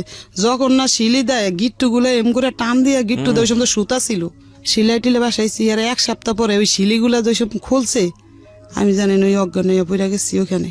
তারপর বাসাইছি, আবার সংসার করতেছি এরকম করে সংসার করতে। একদিন করছি কি জানেন, আমার এই বাথরুমের ভিতরে পলাই রয়েছি, বাথরুম ভাঙ্গা, টয়লেট ভরা ছিল, নিচে টিন সাইড বাইতে থাকি না, আমার ওই শাশুড়ির সামনে, শ্বশুরের সামনে আমার করছে কি জানেন, বারাইত্যা থাকে 22টা, ওই বারাইত্যারা সাক্ষী, এখন ওই বারাইত্যায় দোলাই পরে আছে। ওই বারাইত্যা সামনে আমার করছে কি জানেন, বাথরুমে পলাইছি না, বাথরুমের দরজাটা ধাক্কা দিয়া ঢুকে আমার এই মুখটা আছে না, ওই বাথরুমের গুয়ের ভিতরে ডুমায়া ধরছে, আমার এই শরীরটা পুরো গু দিয়া বের হয়েছে। আর এমন জোরে গুসা দিছে, বুঝলেন এই জায়গাটা এরকম করে খাইয়েই করতো। এটি ভালো থাকলে কিছুই করতো না, সে মদ আর গাঞ্জা খাইয়া এরকম করতো। ওরম করতে ও বাচ্চার বয়স 4 বছর হয়েছে, মায়ের খেতে অনেক হেরা বার করে দিছে। ওই শ্বশুর মানুষ আর সহ্য করতে পারে না এই ছেলের, তারা সহ্য করতে পারে না দেখে তারা করছে কি, মা সামানা সব ঘরের নামে বাইরে ফালাই দিছে ফিক্কা মেরা, যে আমাদের বাড়িতে যাও গা বাবা, তোমাদেরকে রাখতে পারব না। তখন একটা অন্য বাসায় ঘর নিছি আমরা। এখন আমি কিছুই বুঝি না, খানাও কিছু বুঝি না, বাবা মাও দিয়ে নেয় না, কিছুই বলে না, আর শ্বশুর বাড়ির মানুষও কিছু বলে না, আমি কিছুই বুঝলাম না রাগা করা। এরকম করতে করতে পরে এই মাইয়ার 4 বছর বয়স হয়েছে, আর ওই ছেলে একটু বড় হয়েছে, 6 বছরের হইব মানে 6-7 বছরের, আর ওর 4 বছর। তখন ওরে 4.5 বছর হয়েছে, আর ওরে ভর্তি করছি একটা মাদ্রাসায় ওইখানে। আচ্ছা, কইরা এখন আমি কি করি জানেন, ওই আকরবাতি আছে না, ও নিশাবানি খায়, অত টাকা দিত না, 60 টাকাই না দিত রাত্রে বাজার করার জন্য, আচ্ছা, আর এরকম সব খাইয়া লইতো। ওই দিয়ে আমি ওই টুকটাক 12 টাকা কেজি চাল ছিল তো, তো আর ডাইল ছিল, সব তো মাংস ছিল 60 টাকা, তো ওই 1 কেজি চাল আনলে আমরা সুন্দর 2 দিন হইয়া যেত, আধা কেজি করে, অত খাইতাম না। আকরবাতি আছে না, এগুলা ওদিকে দেয় বাড়ি বাড়ি আচ্ছা, বানাইতে। তখন আমি মানুষে বানাই দেখে দেখে শিখছি, তো প্রতিদিন 3 কেজি বানাইতাম। সিয়ারি খাইয়া অনেক বাড়াইতা ঘুমাই থাকতো। সেহরি, হ্যাঁ, আমি ঘুমাইতাম না, আমি ওই বৈশা বৈশা ঘরের মধ্যে ওই গোলাইয়া বইয়া বইয়া বানাইতাম, তো সবাই বেশি বানাইতাম, 4 কেজি কি 4.5 কেজি বানাইতে পারতাম আগরবাতি। জি, আচ্ছা, বেড়ারা দিয়া যায় বাসায়, গুড়িও দিয়া যায়, গোলায় নিতে হয় আটার মতন করে। আচ্ছা, তো বানাইতে বানাইতে ওই বেবিও আমার শিক্ষা লাইছে ওগুলা। মানে আপনার তো বড় মেয়ে? হ্যাঁ, ওই মেয়ে 4.5 বছরের মেয়ে শিক্ষা লাইছে দেখতে দেখতে। আচ্ছা। তো ও একবার মতন বানাই দিত আমারে, যেরকম বানাইতো মাইজি, ওরে ভর্তি করছি একটা মাদ্রাসায়। আর ওই 4.5 কেজির মতন বানাইতাম, কোনোদিন 3 কেজি বানাইতাম, বানাই রাখতাম, পরে লোক আসলে নিয়ে যেত, এক লগে 1000, 1200, কত টাকা পাওয়া যেত? 1500-1200 এরকম পাইতাম 10 দিন 15 দিন পরে। 10 দিন 15 দিন পরে? হ্যাঁ, 10 দিন পরে। বহুত কঠিন কাজ। হ্যাঁ, কঠিন, অনেকগুলা, এতগুলা হইতো 1 কেজি।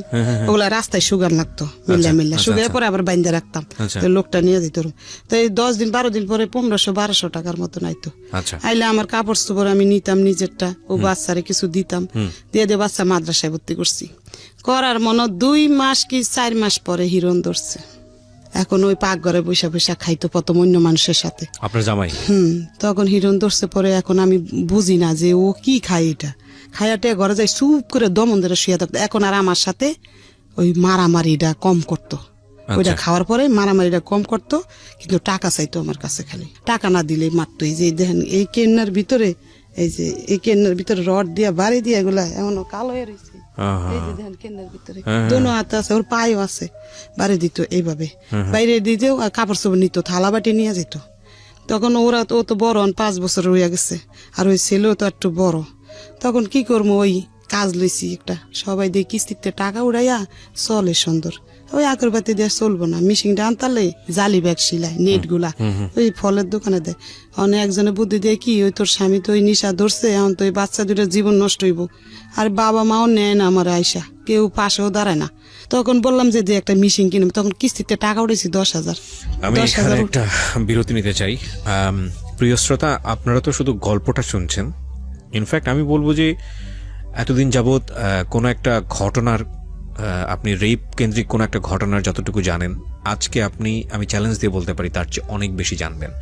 আমি আসমার জীবন গল্প এখানে সালমার জীবন গল্প এখানে উপস্থাপন করছি। সালমার 2 মেয়ে 2 ছেলে, আজকে এখানে 3 সন্তান উপস্থিত। বড় মেয়ে একটু আগে কথা বলেছে, এবং ছোট মেয়ে যে ভিকটিম, যে নভেম্বরের 8 তারিখে 2018 সালের নভেম্বরের 8 তারিখে তার জীবনে এই ঘটনাটি ঘটেছে, যার বয়স মাত্র 10 থেকে 11 বছর। ক্লাস 5-এ পড়া অবস্থায় ঘটনাটা ঘটে, এবং সে পরবর্তীতে পরীক্ষা দিতে পারেনি, এবং এটা নিয়ে মামলা হয়েছে। সে কথা বলবে আজকে সময় পেলে। আপনারা যদি ওদের ফেসটা দেখতে পারতেন, বিশেষ করে যে মেয়েটা ভিকটিম হয়েছে, ওর যদি ফেসটা আমি দেখাতে পারতাম। আমি দেখাতে পারবো না, কিসের বাসায় দিয়ে আসি আবার নিয়ে আসি, আর ও দেখছে কিভাবে খায়, ওরে জিজ্ঞাসা করেন। দেখছেন? তুমি কি দেখেছো তোমার বাবা তোমার সামনে নেশা করতো? কি করতো বলো তো একটু? মানে উনি কি বেঁচে আছেন? আপনার বেঁচে আছেন? না, এখন নাই, মারা গেছেন। আল্লাহ তাকে ক্ষমা করুক। আমি মৃত ব্যক্তি সম্পর্কে কখনোই এরকম কিছু বলাটা প্রয়োজন না এবং উচিত না। আমি তবুও বলি, একটা মানুষ যে কর্মটা রেখে যায় দুনিয়াতে সেটাই মনে করে। তবে আমি তার জন্য দোয়া করি অন্তর থেকে যে আপনাকে আল্লাহ নিশ্চয়ই ক্ষমা করুক, আমি এটুকু বলতে চাই। তবে আজকে আমি গল্পের প্রেক্ষাপটে আমি ঘটনাগুলো তুলে নিয়ে আসছি, ওনাকে আমি অ্যাকিউজ করছি না, কারণ আমি বিশ্বাস করি, মনে প্রাণে বিশ্বাস করি যে ওই মানুষটাকে যদি আজকে আমি আমার এই অনুষ্ঠানে আনতে পারতাম, তিনি তার সমস্ত খারাপ কাজের পেছনে হয়তো কোনো যুক্তি দাঁড় করাতেন। তো সেটা তো সম্ভব নয়, কিন্তু যে কোনো কাজই আমরা করি না কোনো, পরিবারের সদস্যদের উপর সেটার একটা ভয়াবহ ইম্প্যাক্ট পড়ে, যেটা পড়েছে, এবং যে কারণেই কিন্তু আজকে ওরা স্টুডিওতে। হ্যাঁ, কি হতো একটু বলো তো। মানে ঘরের মধ্যে মোম জ্বালাতো, হ্যাঁ, মোম জ্বালিয়ে পয়সা দিয়ে, মানে মুখ দিয়ে কি যেন একটা। তুমি তোমার বাবাকে বলতে না যে বাবা এটা করো না? আমি আমার বাবাকে অনেক ভয় পেতাম, কারণ আমার বাবা বাবা সব সময় আমি দেখেছি যে আমার বাবা শুধু মানে মারামারি করে, আমার আম্মুর উপর অনেক অত্যাচার করে। আচ্ছা, এই যে আমি আমার আম্মুকে মারলে আমি আমার বাবার পা ধরতাম যে মেরো না আমার মাকে মেরো না। মানে উনি ছুরি দাঁড় দিত ঘরের মধ্যে, তারপরে মশারির মধ্যে ম্যাসের মানে আগুন মানে ধরিয়ে দিবে এই পর্যায়ে, মানে বাড়াইতে ডাইকে আনতাম, বাড়াইতে পরে থামাইতো, ছুরি ধার দিত, অনেক বড় বড় ছুরি ধার দিত উনি। খুদ নিত, জবা করবো রাত বেলা মানুষের ঘরে যা তোমার গায়ে হাত তুলতো? না আমার গায়ে হাত তুলতো, শুধু আমার মার গায়ে হাত তুলতো। তো তোমার সাথে কেমন ব্যবহার করতো বাবা হিসেবে? দিনের বেলা ভালো থাকতো, কিন্তু রাত্রে তো উনি বইতে তো এক কোনায় থাকতো, 2 বাচ্চা মশারির কোনায় বসে থাকতো দুজনে। মানে ওর বড় ভাই আরো? আচ্ছা, দুজনে। তখন তো এই যে আপনার মেয়েটা না, হয়নি। এই সংসার তো আমার অনেক পরে আচ্ছা, হয়েছে। ঠিক আছে, তো বলেন তারপর। তখন এই এরম করতে করতে পরে হঠাৎ করে এখন মিশিং ডে আছে, ওই লোকটার বললাম, তখন ওই লোকটার বাড়ি লিরে বলছে যে ওর হাজবেন্ডের এখান থেকে বার করে দিতেছি, আর এখানে আসবো না, জায়গা দেব না। তখন আমি, ও গেছে কাজে, আমি চুপে বাড়ির সাথে শেয়ার করে রুমটা ছাইড়া দিছি, দিয়ে আমার 2 বাচ্চা নিয়ে একটু দূরে চলে গেছি আমি, যাই ওখানে বাসা নিছি, নিয়ে ওখানে থাকি। ও কিভাবে জানি গেরান পাইছে, ওখানে চলে গেছে। যায়া আমি দরজা খুলি নেই, জানলা দিয়ে বলে যে আমার প্লেট দে, আমার বালিশ দে। তখন আমি জানলা দিয়ে প্লেট দিছি, বালিশ দিয়ে দিছি। আমার হাত ধরে এইভাবে মোচড় দিছে, হওয়ার মতন না, মানে জানলা দিয়ে পারে না, আমার মারবো এখন আইসি কে ওর সঙ্গে। আচ্ছা আচ্ছা আচ্ছা। তখন আমি দিয়ে দিছি, সে ওরা বড় মাদ্রাসায় যায় আসে, এখন ওরে কোথায় রাখবো আমি, কই যাব না যাব। ওরা খিদায় জানেন, বাড়িওয়ালার ভাড়া দিতে পারি না, দিকে মিশিংটা বিক্রি করে লাইছি এখন, দিয়ে মিশিংটা দিয়ে কাজ করে খাইতাম। গেছিলাম মোহাম্মদপুর, বড় ভাই থাকে, বড় ভাইয়ের কাছে গেছি টাকার লাগিয়া। বড় ভাই বলে যে তুই আর কয়দিন পরে আইলে আমি কিছু দিতাম, তো তোর বাবির লেগে দেশে টাকা পাঠাই দিছি, এখন তো আমি দিতে পারম না বোন। তো চলে আইছি। মেজো বোনে এই সময় একটা ব্যাংকে চাকরি করতো, মেজো বোনের কাছে কইলাম, কয় কি আমার ব্যাংকে টাকা থুইছি, উঠান যাবো না, মানে দিব না। আর ওই বড় বোন ওই থাকে হইলো শ্বশুর বাড়িতে বরিশাল, এখন আর ঢাকা থাকে না, যে ওর কাছে যে চামো কিছু। তারপর ও হঠাৎ করে ঢাকা আসছে, আসছে পর ও বলে যে আমাদের বাসায় এসে খাইস। তো কয়দিন খাম, ওদের বাসা 2টা বাচ্চা লেবো, যেন ওরা তো বাচ্চা কাচ্চা আছে, স্বামী আছে, ওরও 3-4টা বাচ্চা হয়ে গেছে। তখন এই মেয়েরে বললাম কি তুই ওই তোর দাদিকে বাড়তে একটু থাক, আমি দেখি আমার বোন, ছোট বোনের লগে যে থেকে কাজ কাম কিছু করতে পারিনি, কইয়া মিশিংটা বিক্রি করে বাড়িওয়ালা ভাড়া দিয়ে দিছি। আচ্ছা, দিয়া এখন 4 দিন ধরে আমাদের ঘরে একটা টাকাও নাই, আমি কিছু করতেও পারতেছি না। কাজের লেগে যাত্রা বাড়ি যায় যে ঘুরি গার্মিছে, কিন্তু নিতে চাই। আমার এমন করতে করতে বুঝেন একটা স্যান্ডেলও নাই আমার পায়ে, এই খালি পায়ে যাত্রা বাড়ি গেছি, আবার আইসি। শুনেন, আইসা 3টা বাড়াইতার কাছে বলছি, বাড়াইতারা অনেক বড় লোক, আর একটা কেমন ওই যে শ্বশুরের মাইয়া, এরও বড় লোক বুঝেন বাড়িওয়ালা। কইছি কি আমার একটা জুতা থাকলে দেও, আমি খালি পায়ে হাঁটতেই না, ঠোসকা করে আছে পায়ের মধ্যে, হাঁটতে হাঁটতে গার্মিছে টোকাই কাজ। তো বাচ্চা 2টা রাইকা, তখন ওনারা জুতা দেয়নি। তখন আইসা ওই যে শাশুড়ি বিয়া করছে তার কাছে চাইছি, তার আবার কষ্ট বুঝেন, তার স্বামীও তার খরচ পাতি দেয় না, সে একটা বাড়িতে ভাড়া থাকে, তার বাড়ি ঘর ভাঙ্গা, 3-4 বাড়ি ভাঙ্গা লাইছে। তখন সে কি করবো, তার মেয়ে কলেজে পড়ে, তার মেয়ের একটা পুরান জুতা কয় এটা নিয়ে সিলাই লগা। তখন ওই জুতাটা নিয়ে একটু মুছি দিয়ে সিলাই, ওটা পিন্দা যাত্রা বাড়ি একটা মিক্সে শিলানের ওই জায়গায় কাজ নিছি। ও টাকা দিব মাস শেষ হইলে, ডেলির টাকা দিব না। 4 দিন ধরে ও বাচ্চা 2টা না খাইয়া জানেন কান্না করতেছে, ওরা নাকে একটা চুঙ্গি ছিল, ওইটা জুতা বিক্রি করে। ওনার আবার আমার আবিয়াতি কালেতে চিনে, ওই এলাকায় থাকে। তারপর বিয়ের আগে তো এগো ঘরে যাইতাম আমরা খেলতে খুলতে, হের ছেলের লাগে, তো হেরা চিনে। আমি কই কি নিজামের আম্মু আমার নাকের চুঙ্গিটা রাইকে আমার কটা টাকা দাও। কয় কি কে, আমি কি ওই 2 বাচ্চা না খায়া মরতাছে, ও তো জানে ও মুখের বউ, আমি সব চিনি, আমার হাজবেন্ড সবাই। বলে তারা পানি বাঁচছিল, ওইটা দিছে, 2 বাচ্চারে খাওয়াইছি। আমার বলে তুই খা, আমি না আপা আমার পেটে বাদ যায় না, আমি খাম না। আর ও তো হিরোন খাইয়া গিয়ে রাস্তা ঘুরতেছে। পরে করছি কি নাকের চুঙ্গিটা তাদের কাছে বেচছি 200 টাকা, বেচছে ওই চাউল পাত বাজার ভাত আইনা কয়দিন খাইছি। খাইয়া এখন ওই যে আগে তো উঠে না কাপড় টাপড় ছিল, আমার ঘরে কাপড় পরতাম, তো এই 3-4টা কাপড় ছিল, আর একটা রেডিও ছিল ঘরে, ওটা আর দেয়নি ওই হিরোন ছিঁড়ে আমি। ওই রেডিওটা বিক্রি করছি একজনের ধরে, বেচছে আবার কয়দিন চলছি। এরকম কত কত মাসটার বেতন পাবো, মানে এই মাসটা এমনি চলতেছি। আর আবার 4টা কাপড় ছিল, কাপড় 4টাও বেচছি, বেচে এমনি করছি। কইটা দিয়ে কি বেতন পাবো, মাস শেষ কি এমনি চলুম চলতে, ঘরের জিনিসপত্র সব ওই বাড়িওয়ালারে দিয়ে দিছি। যেমন আমি ঘর ভাড়া বাজাইলে তো আমি দিতে পারবো না, দিয়ে আমার ছোট বোনের কাছে গেছি গা, আর ও মাইয়া ওই দাদির কাছে দিছি মাদ্রাসা হেদের বাড়ির কাছে। আর ছোট বোনের কাছে যেমন 2 মাস ধরে থাই, ওই মাইয়া ওদের কাছে থাকে, ওরা যা দেয় খায় থাকে, আর ওই ছেলেও ওদের কাছে দোনোটা ওই শাশুড়িরা নিছে দায়িত্ব যে কয়দিন থাকুক তুমি নিজের পায়ে দাঁড়ায় পরে নিয়ে যাও। তো এইভাবে থাকতে থাকতে পরে বড় বোন বলে যে এরকম করে চলবি কয়দিন, তো আমার কাছে এসে থাক। তখন ওর সামনে একটা রুম নিয়ে দিছে, দিয়া বলে যে তুই এখানে থাকি একটা কাজ কাম করে ওরা আমি দেখুম, তুই চলিস। এইভাবে করতে করতে পরে ওই মেয়েটার আর ভর্তি করতে পারিনি ওইখানে যায়া। এখন ওই মাদ্রাসাতে মানুষের খারাপ কথা বলে, আবার হুজুরা বলে যে তুমি বেতন নিয়ে আসো না বলে দেখে ও পড়ার থেকে নিয়ে গেছি, নিয়ে ওই বোনের কাছে থাকি। তখন ওইখানে বইনে ভর্তি করে দিছি, স্কুল ড্রেস বানাই দিছে বড় বোনে। তো এই বড় বোনটা একটু আদর করতো, তো এই বড় বোনের কাছাকাছি রাখতে রাখতে ওই বড় বোনের জামাই তো পিছ লইছে। যে ওর আমার সাথে মানে দুষ্টামি করতে চায়, ওর মানে বেকায়দা শৈলে মিলে বর্ষা করতে চায়। ওর 3 সন্তান, 3 সন্তান, ছোট ছোট আর বেশি বড় না। তখন বোনের বলি নেই এরম যে কয়টায় বলে যে চুপে বলে রাস্তায় তুই আমার কাছে বিপদ বললে আমি কন্ট্রাক্টদারি করে পয়সাও ভালো কামাই, টাকা বোঝান প্রতিদিন অনেক টাকা আনে, কিন্তু আমি আমার বোনের কাছে শেয়ার করিনি, আজ পর্যন্ত বলিনি এই কথাগুলো, আজকে প্রথম বলতেছি। তখন বলি যে না এনে থাকলে আবার বোনের ঘরও দেখি মারামারি করে হাসবেন্ড, বাচ্চা ঘরও মারে বোনেরও মারে, বলে যে না এনে থাকুম না। তখন ওইখান থেকে সইরা আলাদা একটা বাসা নিয়েছি, 3 সাইড নিয়ে এখন কাজে লাগছি যাত্রাবাড়ি। মেক্সি সেলাই, রেডিমেড মেক্সি 5 টাকা করে পিস দিব।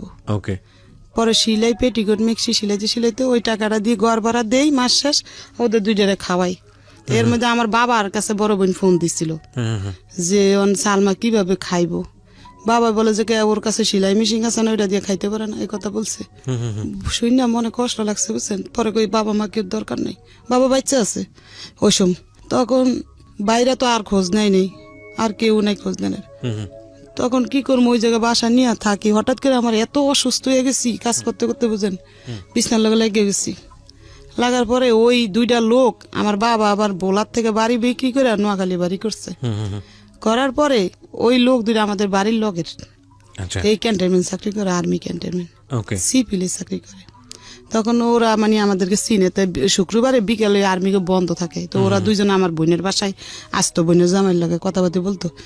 আমারে বললো যে তুই কি করস, আমি এরম এরম করি ভাই, কিভাবে চলবো 2টা বাচ্চা নিয়ে। বলে যে তোর ছেলেটারে আমাদেরকে দিয়ে দে ক্যান্টনমেন্টের মধ্যে, ও টুকটাক আমাদের সাথে করবো টরবো থাকবো। তো ছেলেটারে ওরা নিয়ে গেছে ভিতরে। তো নিচে পরে 1 2 দিন ওরকম দেখছে, ওই ওর বাবা দেখছে, দেখে বলে যে একে বলে আমার বোনের ছেলে। মানে আপনার সেকেন্ড হাজবেন্ডের কথা বলছেন আপনি? আমার বোনের ছেলে। তখন আপনার প্রথম হাজবেন্ডটা কোথায়? প্রথম হাজবেন্ড ওই রাস্তা ঘুরে খায় টায় নিশা পানি। আপনার সঙ্গে যোগাযোগ নাই? না যোগাযোগ নাই, 2 বছর হয়েছে এখন যোগাযোগ নাই।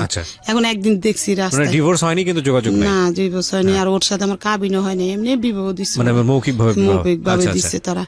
তখন ও একদিন দেখছি রাস্তায়, দেখছি নাক মুখ একবার ফুলা, পাওয়াত ফুলা প্রচুর। এই আমার বড় বোনের জামাইয়ের কাছে যায় কইতাছে দুলা ভাই আমি 3 দিন ধরে খাই নাই, আমার কটা ভাত দাও। তো আমার বোনের হোটেলে নিয়ে বলো ভাত বুত খাওয়াই পাঠাই দিচ্ছে। আমাদেরকে অনেক বিশ্রায়, সে পায় না, তন্ন করে পাইলে তো আমাদের মারবো। হ্যাঁ, তো পায় না দেখে ও বিশ্রায় টিশ্রে ওই দোলাই পর ফুইরা থাকে, রাস্তাঘাটে ফুইয়া থাকে, আর মানুষের ওইটা চুরি করে। তখন ওই ঘর নিয়ে থাকি ওই লোকটা বলছে যে তো চল একদিন তোর বোনেরে দেখতে যাবো। তো আমার দেখতে আসছে, দেখতে আসছে একদিন, দেখছে দেখে চলে গেছে। গিয়া ওনার রেশন পাইতো 20 কেজি চাউল আর 15 কেজি আটা। এই রেশনটা ওই লোকটারে দিয়ে আমার বাসায় পাঠাইছে। 3 মাস রেশন পাইতো। মানে সে কি আর্মিতে ছিল? আর্মিতে ওই সময় সার্জেন্ট ছিল। হ্যাঁ সার্জেন্ট ছিল। দেওয়ার পরে একদিন আবার আসছে আমাদের বাসায়, মিষ্টি নিয়ে আসছে। নিয়ে আসে আমি আর আমার ওই ভাইটা দেশের ওনার সামনে আসছে, আরেকটা ভাইও আসছে, 3 জনে আসছে। 3-4 একটা বাড়িতে অনেক বাড়াইতা ওই বাসায়। তখন আমার মানে দিছে একটা নাম্বার মুট কইরা লেইকা ফিক্কা মাইরা আমার ঘরে দিছে। ওরা যদি দেখে মাইন্ড করে, ফিক্কা মাইরা দিছে। ওই লাগে 100 টাকা দিছে। দিয়া মানে ওলের মধ্যে লেখা আছে যে আমার কাছে এটা দিয়ে ফোন করবো, এই টাকাটা দিয়া তুমি জুরিয়ান রেলগেটের থেকে, তোমার সাথে আমার কথা আছে, এটা লিখছে। তাই আমি তো আর অত পড়ালেখা জানি না, ভালো করে বুঝি না। তাই একজনের দিয়ে আমি পড়াইছি। এই সময় আমার ওই বাচ্চা অত মানে পড়তে পারে না, পড়াইছি। পর দেখি ওই কথা লেখা। তখন আমি একদিন রেলগেটে ফোন দিছি পরে সে আমার জিজ্ঞাসা করলো যে আপনি কিভাবে চলেন টলেন।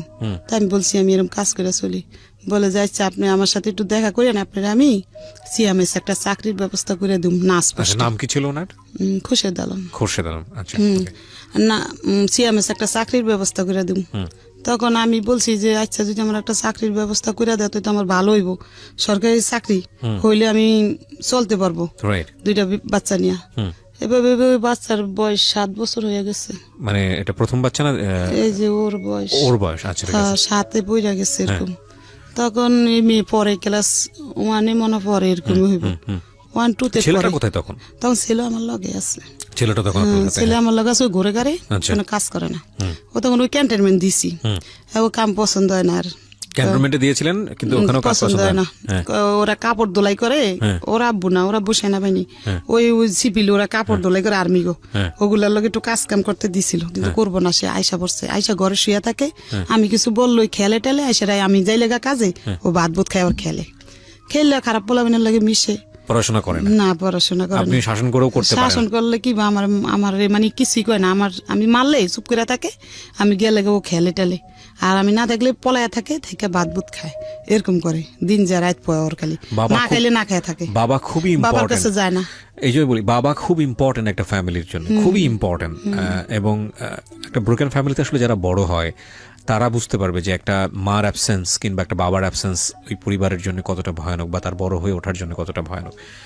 বলেন তারপরে কি হলো? আপনি তারপরে এভাবে উনি বলে চাকরি দিব বলতে না। হ্যাঁ হ্যাঁ, তখন জানতাম না কিছু, তখন বলে এগুলো, আমি বলি না ভাই আমার 2টা বাচ্চা আছে, এটা নিয়ে কেউ সংসার করে কিনা, করে না, করলো পরে আমার বাচ্চাটি লাত্তি লুত্তি দিয়ে ফালাই দিবেন আপনি। বলে যে সবাই একরকম মনে করেন না আপনি। দেখলাম লোকটা অনেক ব্যবহার ভালো টালো এরকম, দুর্বল হয়ে গেছি একদম, মানে তার প্রতি। ও স্যার সে বলে যে তোমার বোনের কাছাকাছি তুমি থাইকো না, তুমি আমি একটা বাসা নিয়ে দিই, তুমি ওখানে বাসা নাও। তখন আমি বলছি যে না বাসা তো নিব আমি, কিন্তু সেই বাসা ভাড়া আমার কে দিব? বলে যে আমি দিব। তখন আমি বাসার সাইরা ওই পারে রেল গেটের ওই পারে একটা বাসা নিছি, ভাড়া মনে 4,000 টাকা হইব না, 3,500 টাকা বাসা ভাড়া নিয়ে আমার 2 ছেলে মেয়ে নিয়ে আমি ওইখানে গেছি। যাওয়ার পরে টুকটাক কিছু মাল সামান কিনা দিছে, আর ওই লোকটারে দিয়ে রেশন মেশন পাঠাইছে বাসায়। পাঠাইছে পরে বাড়িওয়ালারে বলছি আমার 2 বাচ্চা আমি থাকুম, আমার হাজবেন্ড থাকবো, এ কথা বলছি। এখন আমি বলছি যে আমরা এখন, বলে যে আমরা এখন বিবাহ করব। উনি বলছে আমার প্রস্তাব দিছে, আমি বলছি তাহলে কে সাক্ষী থাকবো? বিবাহর সাক্ষী আছে না? তখন ওই লোকটা আর একটা লোক, এই 2 জন সরকার, একজন মৌলবী ডাইকা আমরা বিবাহ করছি। আচ্ছা, তো এই বিয়ে করার আগে তো আপনার আগের হাজবেন্ডের সাথে আপনার তো সেই অর্থে সম্পর্ক ছিল না, তার চিনিও না জানিও দেখিও না, আর তারে এই 2 বছর সে আমার কোনো খোঁজ খবর না, আমরাও তার খোঁজ খবর না। আপনি বিয়ে করার আগে আপনার ছেলের মেয়েদের সঙ্গে আলোচনা করছিলেন যে আমি এরকম একটা বিয়ে শাদীতে এরকম? বলি আপনারে, তখন আমি বিবাহ করতে চাইছি কিন্তু আমার এই মেয়ে বাধা দিচ্ছে। আচ্ছা, ছেলে কিছু বলে না, ছেলে যে এনে রাইতে এনে খাই, ছেলেও বোঝে না সব কিছু, মানে অন্যরকম। ও মেলে বলে যে না এরে আমি বাবা বললে স্বীকার করুম না। আচ্ছা, বোঝে সব, বলে যে না। আমি বলি যে থাক বাবা, আমরা ঘর নিতে গেলে ঘর দিব না আমাদেরকে। মানুষে বলে যে ঘর নিতে আইসেন আপনার হাজবেন্ড কি করে? বলি যে আমার 2 বাচ্চা আর আমি। বলে যে না বাসা দিব না, বাসা দিব না। আপনি কিভাবে বাসা ভাড়া দিবেন এই কথা বলে। তখন ওরে বললাম যে একটা গাছের তলে যদি থাইকা তোমরা বাবার পরিচয় দিয়ে থাকো, মানুষ সম্মান দিব তোমাদেরকে যে তোমার বাবা। This is our society, Priya Srodha. This is our society and of course you have to face it. দেখুন আজকে যে মানুষটার জীবন গল্প আমি এখানে তুলে ধরছি, সমাজের একেবারে প্রান্তিক পর্যায়ে, প্রান্তিক অনেকেই বুঝবেন না বলি, নিম্ন পর্যায়ের একজন মানুষ, দিন এনে কোনো রকম একবেলা পেট পুড়ে খেটে খাওয়া একজন মানুষ, এবং সেই মানুষটা যদি নারী হয় তাহলে তার জীবন সংগ্রাম কতটা ভয়ানক হতে পারে এটা জীবন গল্পে নতুন করে প্রমাণ দেওয়ার কিছু নেই। কিন্তু এইরকম একটা পরিবারেরই তার একটা সন্তান সে রেপড, যার 11 বছর বয়স। Can you imagine the situation? Okay, আমরা সামনের দিকে আগাই। হ্যাঁ বলেন। তারপরে বিবাহ করার পরে উনি সেদিন আমাদের বাসায় ছিল, কিন্তু আমার ছেলে ছিল না, ছেলে পরে ক্যান্টনমেন্টের ভিতরে ওদের সাথে থাকে। আমার এই মেয়ে ছিল বাসায়, তখন এই মেয়ে কান্দে দেখে সে চকলেট মকলেট এনে ওরে দিছে। তখন আমাদের বাসায় রাত্রে ছিল, থাকার পরে সকালে সে অফিসে গেছে গা। অফিসে যে অফিস করে আমার কাছে মানে প্রতিদিন থাকে না, ইউনিটে থাকে। কিন্তু হঠাৎ করে থাকে ইউনিটের কেউ জানলে না মাইন্ড করতে পারে, এর লাগে ইউনিটে ঘুমায়, মাঝে মাঝে এসে আমার কাছে থাকে এরকম করে 2-3 মাস হয়ে গেছে। তখনও জানেন না আপনি যে ওনার আগের একটা বিয়ে আছে? না, যায় না, দেশে যায় না। আচ্ছা, 2004 সালে বিয়ে হয়েছে, তারপরে থাকতে 2006 সালে ও প্যাড হয়েছে। মানে এই মেয়েটা যে মেয়েটা মূলত আজকে ভিকটিম। আচ্ছা, ও ভালোই, লোকটা ভালো, আমার সাথে ব্যবহারও ভালো করতো সব সময়, আমার কোনোদিন মারতো না, খারাপ একটা বকও দিত না, রেশন সবই দিত আমার, তেল। আর আমি ওই কাজটা ছাড়ি নেই, কাজটা করি, মানে একবার কাজ বন্ধ করে দিইনি যে তার নির্ভয় করে থাকবো সেটা না, যে আমারটা দিয়ে আমার বাচ্চার খরচ চালাইতে পারবো, তারটা দিয়ে আমি ঘর ভাড়া দিব, এরকম। তখন এইভাবে ভেবে ওই বাচ্চা আমার ডেলিভারি হয়েছে। বাচ্চার যেসব 2.5 বছর বয়স, তখন ওনার কুস্টিং হয়ে গেছে। পোস্টিং? হ্যাঁ, হয়েছে হইলো আপনার ওই যমুনা ব্রিজের গোড়ায়।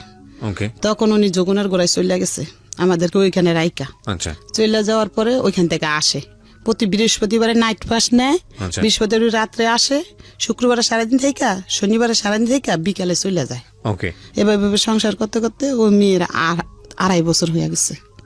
এই যে এই মেয়েটা? হ্যাঁ, এই মেয়েটার 2.5 বছর বয়স হয়েছে এখন। কাজ সাইডা দিছি, আমার হাজবেন্ড মানে সন্দেহ করে যে কাজ করতে যাইতে পারবা না, মানে সারাদিনে ফোন আসে ওই যমুনার গোড়ার থেকে, আবার ওদের সাথে কথা বলতে চাইতো। আমি যদি বাজারে যেতাম তারপর 10 বার ফোন দিয়ে লাইতো। এরপরে আমি কাজটা ছেড়ে দিছি, যে আমার সন্দেহ করবো, আমার এই সংসার ডোবাঙ্গে দিব গা। কাজ ছেড়ে দিয়ে বাচ্চার 2.5 বছর বয়স। হঠাৎ করে একদিন আমার মেজে বোনটা আসছে, এর মধ্যে আমার বড় বোনও জেনে গেছে, ছোট বোনও জেনে গেছে, আমি বিবাহ বসছি, ফ্যামিলির সবাই জানছে, আমার বাবাও জানছে। তখন উনি একদিন আমাদের বাসায় আসছে পর আমার বোনের ছেলে আবার স্টেডিয়াম চাকরি করে, ছবি বানায়। আচ্ছা। ক্যামেরা নিয়ে আসছিল আমাদের বাসায়, দেশে যাইব ওর মার সাথে। তো হঠাৎ করে আমার এই মেয়ে ওর বাবার কোলে ছবি তুলে নিছে। আমার হাজবেন্ড কখনো আমার লোক ছবি টবি তুলতো না, তো ওদিন গিয়ে প্রথম বাবার সাথে কোলে 2.5-3 বছরের ছবি তুলে নিচ্ছে, 2.5 বছরের 3 বছরের ছবি তুলে নিছে ছবিগুলা রাখছে। হঠাৎ করে 2009 সালে আমার সাথে উনি আর যোগাযোগ রাখে নাই, ওই যমুনার গোড়ার থেকে। আচ্ছা। আর খোঁজ খবর নাই ওনার। এখন 2 বছর হইছে, ওনারে আমি বিশ্রে আর পাই না। মানে ওনার খোরশেদ দেশের, আলমকে? হ্যাঁ, ওনার দেশের বাড়ির ঠিকানা কইছে, কিন্তু আমি বিশ্রে মানে পাইতাছি না, ওনার যাইনি। আপনাকে যে বিয়ে করেছিল সেখানে কি কোনো কাবিন হয় নাই। কাবিন হয় না, গতি ক্যান্টনমেন্ট গেছি খোঁজ নিতে বললা। আর ওই নুরুরে বলছি, ও বলে যে কুস্টিং হয়েছে ওই জায়গা, আমার সাথে যোগাযোগ নাই, এই কথা ওই লোকটা বলে। আচ্ছা। আর গেটে জিজ্ঞাসা করছি যে কেন বিশ্রাম, আমার হাজবেন্ড আবার আমার না করছিল, যে কেউর কাছে বললো না আমি তোমার বিয়ে করছিলাম, আমার চাকরি চলে যাবো, কিন্তু আমি বুঝতাম না কেন চাকরি যাইব। ওই যে ওর বউ আছে, আবার দ্বিতীয় বিয়ে করলে চাকরি যাইব, এটা আমার বোঝাইতে চাইছি, কিন্তু আমি বুঝতে পারি নাই। আচ্ছা। এখন 2 বছর ধরে আর কোনো খোঁজ নাই। এখন কি করবো, আবার বাধ্য হইয়া কাজে লাগছি ওই যাত্রা বাড়ি, ওই মিক্সির কারখানায় আচ্ছা। কাজ করি। এখন 2 মেয়ে হয়ে গেছে, মানে এই মেয়ের লাগে মেয়ে ওরে রাখার আগে কি করবো, রাখতে হয় বাধ্যতা। রেখে কাজ করে কোনো মতো চলি 2 বছর ডেইলি ফোন দিতাম 4-5 বার, প্রত্যেকটা সিম বন্ধ করে লাইছে। একটা লোক দিয়ে ফোন দিছে এখন আমারে, ওর একটা ফ্রেন্ড দিয়া বলে যে ও আপনার হাজবেন্ড অসুস্থ, মাদ্রাস নিয়ে গেছে, অ্যাক্সিডেন্ট হয়েছে, আপনি অপেক্ষা করেন, ও মাদ্রাসতে আসলে আপনার কাছে ফিরে দেবো।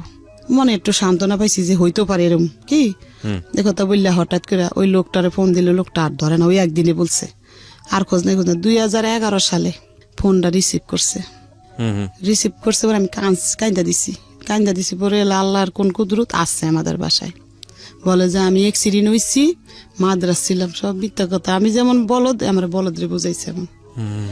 তখন গেছে সেদিন, পরের দিন আসছে। এখন আমি বলছি দেখেন